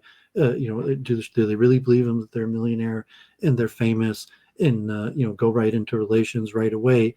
And you see my comparison there, and are you in agreement with me that psychopaths, at least in terms of the hookup culture, are probably more successful because lying is in fact a good strategy? Sometimes. Yeah, I think that probably works sometimes, particularly with people you're not going to have repeated interactions with. So we tend to be much more careless about people we just have one-off interactions with. Looking at Josh Randall, Super Chats $30. How is it that an Andrew Carnegie or a Pablo Escobar could epitomize ruthlessness and then give so much to the people? In Andrew Carnegie's example, he gave away everything. So first of all, people, there are seasons in a man's life. And up until about age 35, most men are overwhelmingly preoccupied with building their kingdom. And then once they've achieved some success in the world, once they've achieved, say, financial security and status and power, then their life starts opening up. And what also happens as men get older, move into their 40s and 50s, is they have an increasing need for adulation, for respect, for appreciation, for attention. And so these guys like Escobar and Carnegie, they would spend their early adult life just building their kingdom. Once they have the money and power and prestige that they need, then their desire for adoration starts kicking in. And the easiest way to get adoration is to give things to people. Also, it would be in Pablo Escobar's interests, as he was often combating the government, to have as many people on his side as possible. So I think it was in large part as men age, they have an increasing desire for adoration. So if you listen to Dennis Prager on the radio, he often talks about, if my work has touched you, you know, please write in and tell me how it's affected you. So men often leave their wives because they get the adoration from their secretary or from some other woman. As women age, particularly as they move into menopause, they lose interest in nurturing and in adoring their husbands. And so a man will perhaps go years without having his sexual or adoration needs met by his wife, but eventually he's going to snap. And if some woman comes along and gives him the adoration, attention, affection, nurturing that he so yearns for, he's going to drop his wife and drop everything to be with that woman. So let me just repeat the question to get Doovid's perspective. How is it that an Andrew Carnegie or a Pablo Escobar could epitomize ruthlessness and then give so much to the people? Doovid, any thoughts? Yeah, it could be they're connected, that the reason they're ruthless is because they want to give. In a certain, if you're looking at a pure criminal psychopath, that really all they did was indulge in their own pleasures and self-aggrandize, versus someone that's somewhat a hero and champion of the underdog, even though they're a ruthless and mean person, that there's someone they're actually protecting, you know, kind of like Orthodox Jews in Israel or Zionism. You know, like, you know, they're very, you know, Ashkenazic Jew could be very kind of ruthless in business and aggressive verbally and various things. But at the same time, they're really trying to protect what they consider important in Israel. So Escobar, probably his whole life, had dual motivations, where he wasn't, you know, like, you know, the famous movie, you know, the world, you know, the world's for my taking, where his goal wasn't just to become powerful, and he probably all along had a goal to protect certain people. And then you could argue, some Jewish mysticist, Kabbalist, that there's always some sort of balance between good and bad, and that people who do a lot of bad have to have a balance in good. and sometimes it could be in a way that you wouldn't consider good. So it'd be like, well, who looks after those strippers? And so, well, no one's looking after those strippers. And so, well, maybe some guy like Pablo Escobar, a cocaine dealer or a pimp, is looking after those strippers. And so the sense that, okay, who is this cocaine dealer, a pimp that does these horrible things, but at the same time he's performing some sort of protective service to a class of people that are unprotected. So mystically, I would tend to look at it like that. You can't be sustained purely on evil, and bad people who do bad things usually have some sort of calculation that they understand that the bad things that they're doing they're only getting away with it in proportion that they do the good things. Like Luke was mentioning, the guy in the yeshiva name, that the NBA owner or something that was having sex with prostitutes, but saying that he had something to sustain the bad deeds that he did, that in his own mind, because very rarely can you have someone that's just bad being sustained, and especially like a drug dealer, a pimp, something like that. Those are not long-term professions. And if you have a cocaine dealer, a pimp, the life expectancy, job expectancy for those jobs is not long. It's not more than a few years.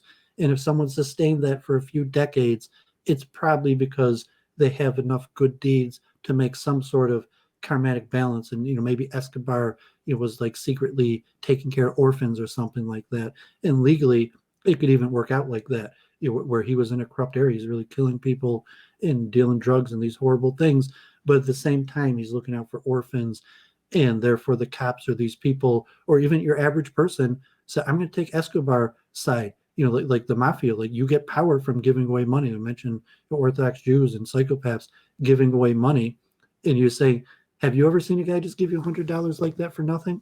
And it's that, well, I have, and it meant a lot to me. Like those people, just it was an awe. Like, wow, and I've done that. Like I've given a lot of money and a lot of things to people. So we say Escobar, he's a loved guy. Like, have you ever went down into a poor country town and just given away money?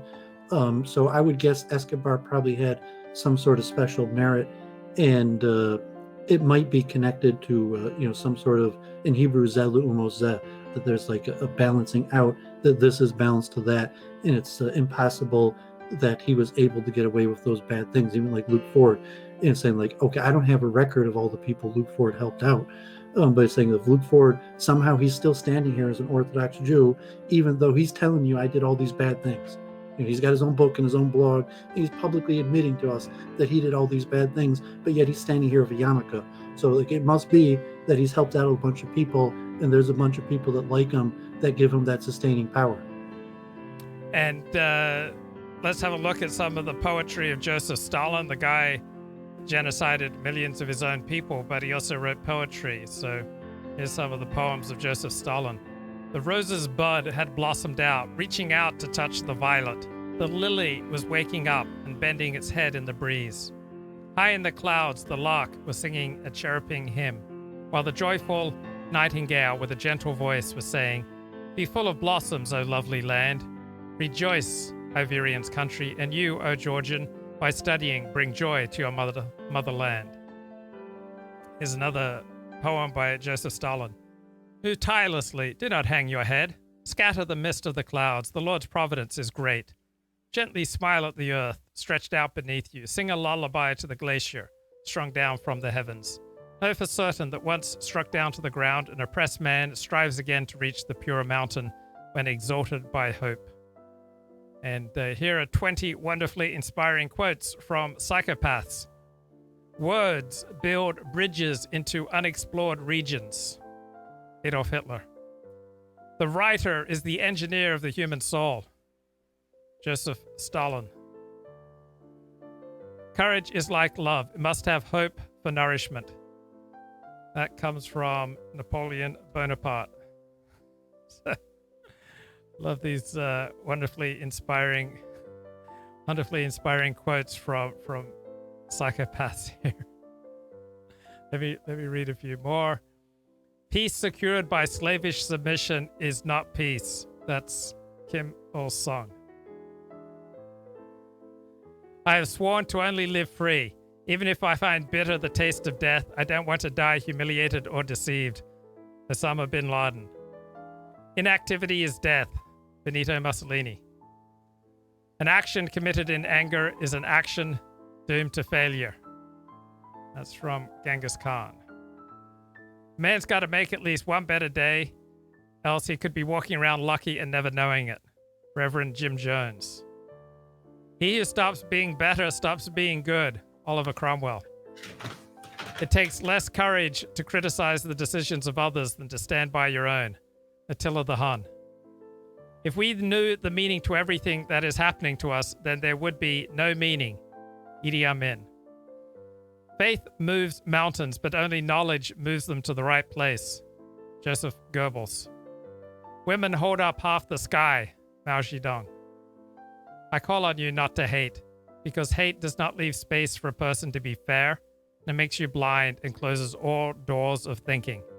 Saddam Hussein. As long as you have love in your heart, you'll never be alone. Charles Manson. When you work hard to do something right, you don't want to forget it. Ted Bundy. Can a nation be free if it oppresses other nations? It cannot, says Vladimir Lenin. My honor is my loyalty. Heinrich Himmler. The secret of freedom lies in educating people, whereas the secret of tyranny is in keeping them ignorant. That's from Maximilien Robert. And there are things one must do for oneself. Robert Mugabe. Any thoughts on anything, Dooovid? Yeah, I mean, from streaming a few years with you now, and Charles Moskowitz, I mentioned, kind of like this, I call the Sabbatean calculations in Judaism, and we talk about all the time, where there's a greater calculation of what's best for the Jews, where you have a few different things like, you can't do this, but you should do that.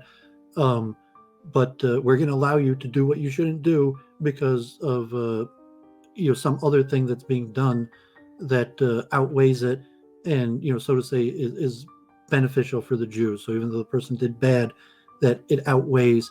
And generally, people like me and Luke are not allowed to make those decisions. You have to ask the rabbi. You can't be like, well, I was thinking that, I'm not really supposed to do this, but I'm supposed to do that. And I made some sort of calculation about what's best for the Jews. So, generally, maybe you're a Torah scholar or your own man, you could, do it to some level. But generally, it's the rabbis that make these difficult situations. And I'm going to stick with my assessment. I don't think there's anything bad about psychopaths. And I really think it's just how they process fear. So the only, like, if it's like do the ends justify the means? And so let's say, you say a psychopath they're not necessarily different than another person that they think the ends justify the means. They just don't have a fear complex to be scared of the repercussions. So kind of like this, what's best for the Jews? I'm going to do something that's wrong, but in the end, it's going to work out best for the Jews. So I'm going to be a hero to the rabbis because they're going to see that what I did was best, was better for the Jewish people, in sort of like a psychopathic calculation. But it's not because they're toxic or bad. It's just because they don't have the fear complex about carrying out the means. So your typical person isn't different from the psychopath in thinking that the ends justify the means.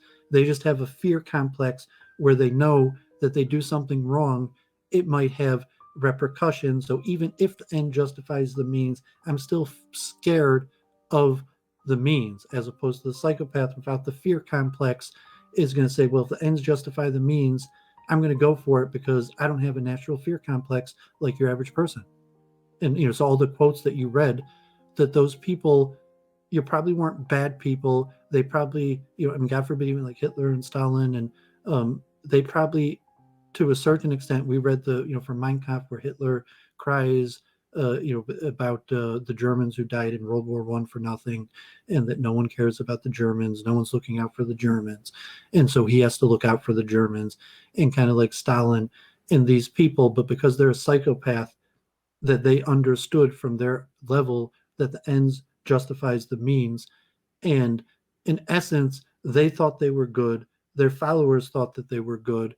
And their followers may not even have disagreed about the ends justifying the means. It's just that that person was a psychopath and didn't suffer fear in the same way, so they were able to be on the front line carrying these things out because, you know, they're literally, and I don't know if you're agreeing with me that, like, from what you read from the clinical, the lack of conscious, they don't necessarily mention the lack of a fear complex, but I'm saying, like, it's not pejorative at all. The only reason a psychopath acts different than a normal person isn't because they're bad. It's just because other people are scared to act that way. And the chat says psychopathy is a neurological disorder in which people are incapable of feeling empathy and constantly need stimulation. No, that's sociopath, incapable of feeling empathy. The psychopath can, well, at least psychopath can simulate empathy. The sociopath won't even be bothered to simulate empathy. And both people only see others as tools to use for their own gratification. There's a terrific book called Psychopath Free, and it provides these warning signs that you might be dealing with somebody toxic. Number 12, slowly and steadily erodes your boundaries. They criticize you with a condescending, joking attitude. They smirk when you try to express yourself. Teasing becomes the primary mode of communication in your relationship. They subtly belittle your intelligence and abilities. If you point this out, they call you sensitive and crazy. You might begin to feel resentful and upset, but you learn to push away those feelings in favor of maintaining the peace. Sign number 13, they withhold attention and they undermine your self-esteem. After once showering you with nonstop attention and admiration, they suddenly seem completely bored by you. They treat you with silence and become very annoyed that you're interested in continuing the passionate relationship that they created. You begin to feel like a chore to them. And Holly says in the chat, I think my mother was a psychopath. She'd put me down until I cried. Then she'd get all self-satisfied and berate me that I'm too sensitive. Sign number 14, you're dealing with a toxic person. They expect you to read their mind. They stop communicating with you for several days. It's your fault for not knowing about the plans they never told you about. There will always be an excuse that makes them out to be the victim. They make important decisions about the relationship and they inform everyone except you. Sign number 15, you feel on edge around this person, but you still want to like them. You find yourself writing off most of their questionable behavior as accidental or insensitive, but you're in constant competition with others for their attention and praise. They don't seem to care when you leave their side. They can just as easily move on to the next source of energy. Anything there you want to comment on, Dooovid? You think psychopaths come, like, let's say, I wasn't I saw a psychiatrist when I was a teenager and didn't have any clinical disorders, but I might, and I definitely had a high IQ. But it seems that a psychopath could become a good person. They just have to realize that they process information in a different way than other people. So a lot of psychopaths probably, they don't realize that other people aren't like they are. Or, you're going to have an evil person, so to say, that realizes that they're not like other people, and they're just going to use that to get what they want, as opposed to, so at least theoretically, the possibility that the psychopath could decide to use, so to say, their gift in a certain way to help other people because they process information in a different way. And maybe, Luke, if you thought about that, was there some period where you realized that you had thought that other people processed the world like you did, and then you had some sort of realization that I'm actually unique and process the world and human relationships in a substantially different way than other people, to where you could function recognizing that that you process these relationships different than other people? No, for me, it was more when I was feeling desperate than when I felt like I was in desperate straits, that then I would tend to be much more ruthless in the way I treated other people. But when I calmed down, then I would return to a normal way of treating other people. So when I was walking around with what felt like, this giant oozing psychic wound in very desperate situations, then I would often treat people in an instrumental fashion. But when I calmed down, and my central nervous system calmed down, I found my place in the world, I found my community and my friendships, then I'd return to normal. So most people, if they're feeling desperate, they're going to treat other people in an instrumental fashion. So just think about how you speak to people and treat people when you're very, very busy and you've got a lot of things on your plate. You're going to treat other people in an instrumental fashion. You're not going to care about other people's feelings when your own plate is full, you're very busy, you've got all these tasks that you want to accomplish. But when you calm down, then you are capable of much more empathy. So anyway, that was my experience. Anything there you wanted to comment on? Yeah, I mean, it's probably like the Alexander or meditative techniques where generally when you're in a state of self-awareness, you're more likely to make good decisions, and people make bad decisions where they're not in a state of self-awareness. And a lot of simple, just like breathe, take a deep breath, that causes a person, to be aware of their own breathing. Then they're aware of their own behavior. The Talmud says it, a person only sins when a spirit of folly overtakes us, or even you have to reject God in order to sin, which is kind of, like a Hindu type way of self-awareness, that you only sin when you lack self-awareness. So we put what Luke was saying, when he was in a bad negative state, he wasn't self-aware, as opposed when he's in a better state, he was self-aware and could look like, this is me, Luke Ford, doing these actions. Are they good or bad? To say, like, if I'm in a bad state where I don't actually think this is me, Dooovid, doing these actions, I just do them. And, if I'm introverted, it's more likely to keep me out of trouble than someone who's extroverted. But, like the person who's having illicit relationships, like if they're in a self-aware state, they would probably, like, this is a really bad decision. The reason they do it is because they've lost temporarily self-awareness. And from what I'm saying about psychopaths, I don't see any reason why a psychopath can't be self-aware like anybody else. And so that perspective, if you are toxic, if you do have a tendency to be cold-hearted, just not to feel emotion, not to really care about other people's pain, it doesn't mean that through meditation or techniques like self-awareness, and maybe, from your own perspective, you say, how does the Alexander technique fit into that? Does that help you in a situation where you lose yourself and could be in bad behavior and do like your little la la la la, and next thing you know, you became self-aware, kind of like taking a deep breath, and you're more likely to do better behavior? Yeah, so Alexander technique definitely helped. It calmed down my central nervous system. I was able to go off all my psychiatric medications within 3 months of joining my daily Alexander technique teacher training. I was able to go off lithium, clonidine, clonopam, just go off them cold, never need them again. I think other things that helped me, financial stability. When I was in desperate financial straits, I was much looser with my ethics, and forming relationships and community with people also helped to calm down my central nervous system.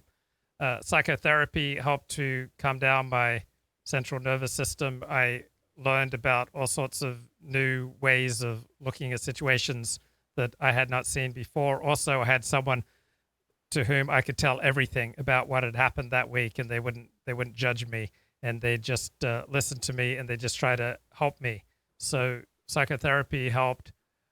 Medication helped. So lithium kind of calmed me down. So prior to lithium, I would often oscillate between feeling like go on these manic highs where I'd feel like there were no consequences to anything I'd do, and then I'd plunge into these great depressions where I felt like there was absolutely no hope. But lithium kind of evened me out.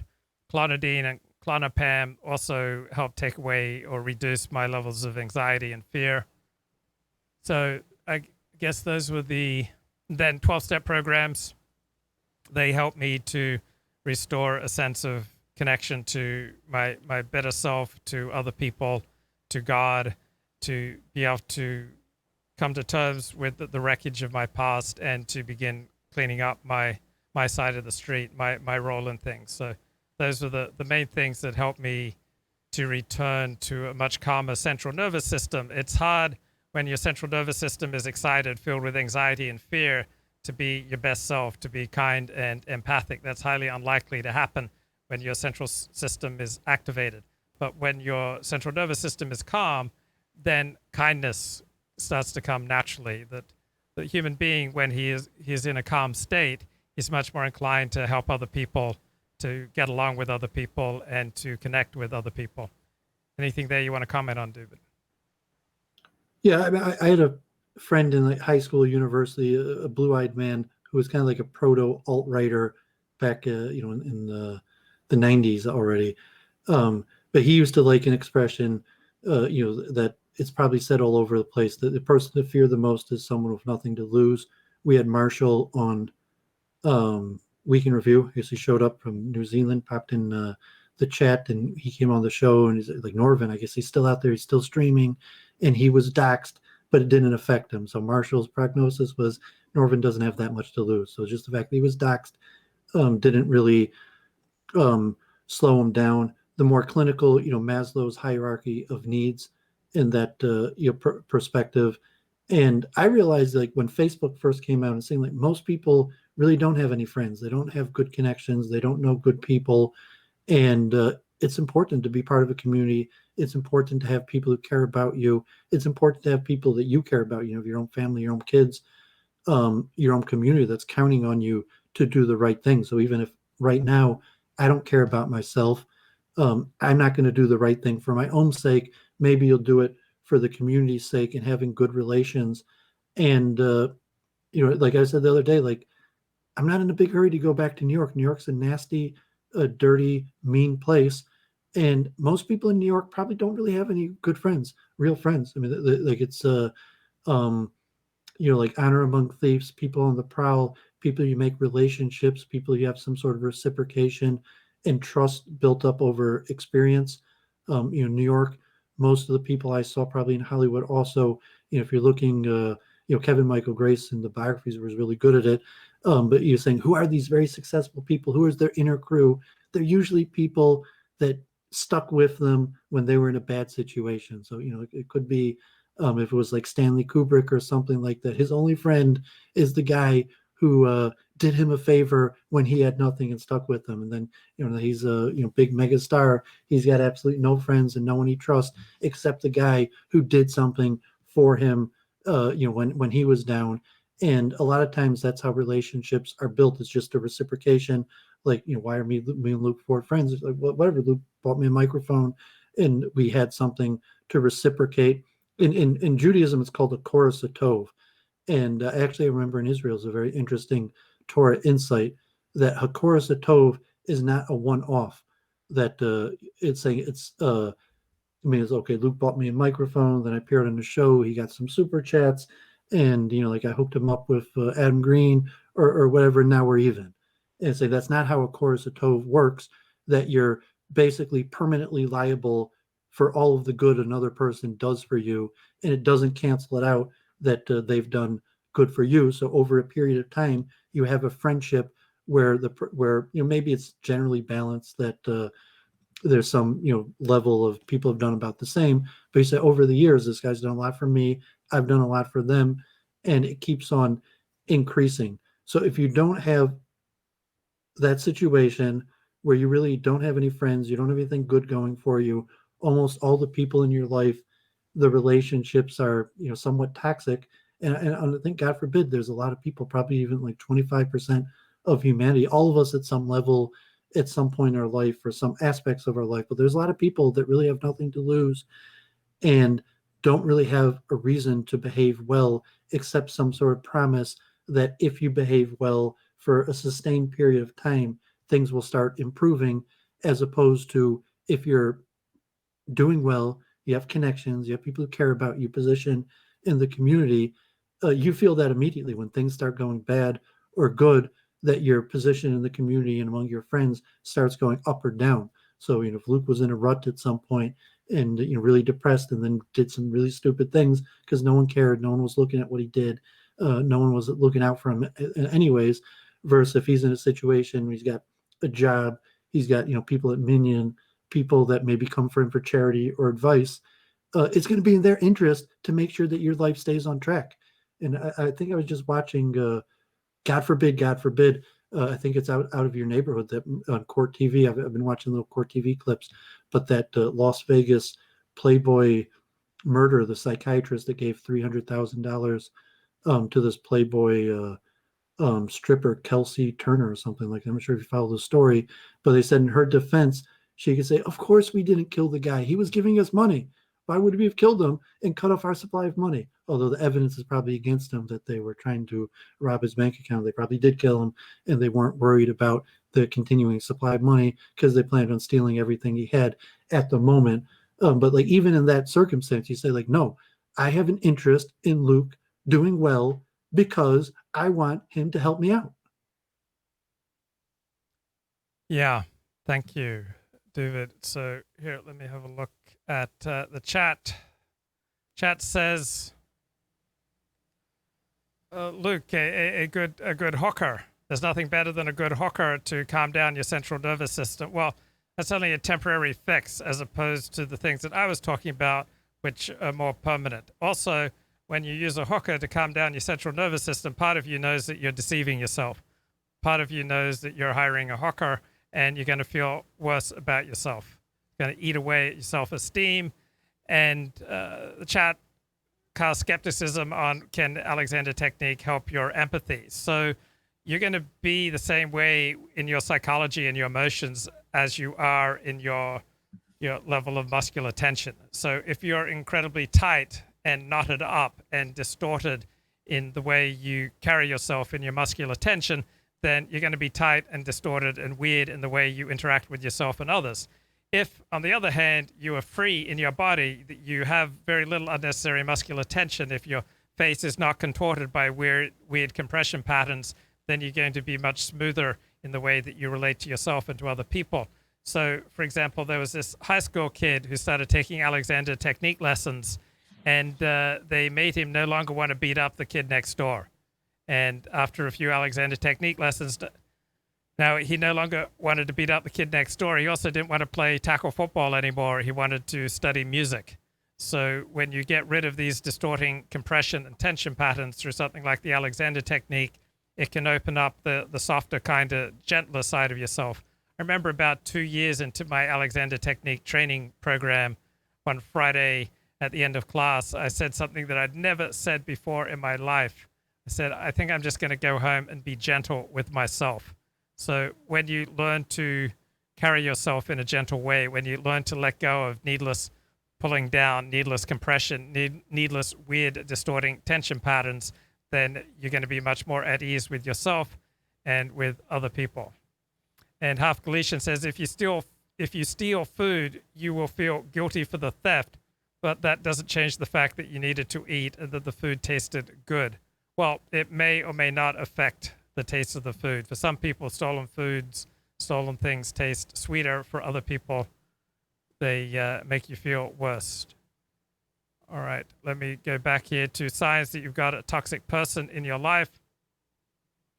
An unusual number of crazy people in their past. Any ex-partner or friend who did not come crawling back to them will likely be labeled jealous, bipolar, an alcoholic, or some other nasty smear. Make no mistake, they will speak about you the same way to their next target. Example number 17 of a toxic person. They provoke jealousy and rivalry while maintaining their cover of innocence. They once directed all of their attention to you, which makes it especially confusing when they begin to withdraw and focus on other people. They do things that constantly make you doubt your place in their heart. They're active on social media. They'll bait previously denounced exes with old songs, photos, and inside jokes. They attend to the competition's activity and ignore yours. Characteristic 18 of toxic people: idealization, love bombing, and flattery. When you first meet, things move extremely fast. They tell you how much they have in common with you, how perfect you are for them. Like a chameleon, they mirror your hopes, dreams, and insecurities to form an immediate bond of trust and excitement. They constantly initiate communication, seem to be fascinated with you on every level. If you have a Facebook page, they might plaster it with songs, compliments, poems, and inside jokes. Characteristic 19, they compare you to everyone else in their life. They compare you to ex-lovers, to friends, family members, and your eventual replacement. When idealizing, they make you feel special by telling you how much better you are than these people. When devaluing, they use these comparisons to make you feel jealous and inferior. Any thoughts, Dooovid?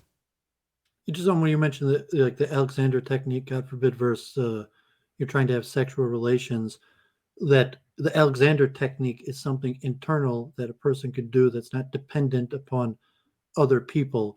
And it probably takes practice. And in general, the Alexander technique, you probably have to be pretty good at it or a little training for it to actually work. And even though sexual satisfaction is ephemeral and doesn't work in the long run. It probably in the short term does work. And there's probably something visceral about the fact that a person needs some sort of self vindication, some self worth. That the ultimate self worth is on a physical level is sexually conquering a woman, because saying I have so much worth that a woman is willing to have sexual relations and bear my child. But in improper place in terms like Manhattan or LA, were probably, like before COVID-19, 25% of people, that's what they're trying to do with the majority of their time, is to some sort of sexual conquering, as opposed to a meditative technique, chanting Hare Krishna, davening, yoga, Alexander technique, where it's internally rebasing the person. The person's losing themselves and recognizing that something, that they're capable of restabilizing it without a dependence on something external, like even like your wife or your friend or your family, or God forbid your typical pickup artist that needs the continual satisfaction of a woman providing sexual relations to give them any self-satisfaction, because they don't have a technique to create internally their own self-worth. Okay, great. I want to go fill up on water. Can you carry the show for 5 minutes? Talk about anything. You can talk about a book. You can talk about Passover. You can talk about any live streams you've participated in or watched. Can you carry the show for 5 minutes? Yeah, sure. My pleasure. Maybe I'll talk about the direction of streaming and kind of at least how the conversations between me and Luke are going, because obviously Luke has the majority of Luke's audience follows Luke for other stuff, for news and media and the stuff he talks about. And me and Luke do have shared interest in psychology and Judaism, but that's probably the extent of our overlap. But that's probably enough that if we have a circles of people that actually talk, like the actual people that are going to come on the show and talk, are probably likely, that me and Luke are talking to a lot of the same people in the network and have interesting attitude. So I like these kind of impromptu conversations with Luke. Obviously, we're on different sides of the country. Josh is here in my area on business. Waterford Township is right next to Pontiac, Michigan. It's about 20 miles, not even 10 miles from my house in Southfield. I think that's actually one of the areas. Pontiac, very large African American area.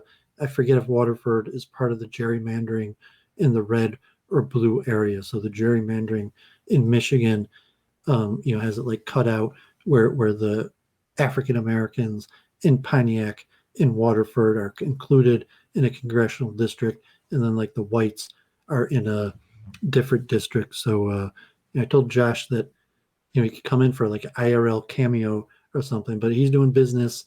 He's not here for pleasure. I don't know. Are you here like resettling Syrian refugees? That's what you bought up real estate. I know in Pontiac, I have on my Facebook that they did have a settlement program there for Syrian refugees, and enjoy. So I sent Luke. I was mentioning to Luke, every week that I search these Jewish studies videos, and I really just love Judaism. Honestly, like I'm not really a power player in Judaism. I'm not looking to have my own synagogue or part of an organization. I really just love Judaism. I love reading. I love understanding the stuff, and that's probably the main thing that keeps me and Luke. Obviously, we want to get ahead. Me and Luke probably have different visions of what it means to get ahead, and streaming is a good way to do that. And also, we probably both value being in communication with people who are different. And in fact, almost all of my friends are, I'm a pretty eccentric, unique guy, but basically all of my friends are people that are substantially different from me. And most of the friendships I've sustained over a period of time were with people that had fundamental difference, where we understood how different we were, and that our friendship, so to say, was worthwhile because we complemented each other. And like Charles Moskowitz came back, and like everyone's like, oh, like Charles doesn't want to stream with haters. Like, no, that's what we do. That's like my friends, like in synagogue, or so to say, that's our personalities. That's how we interact.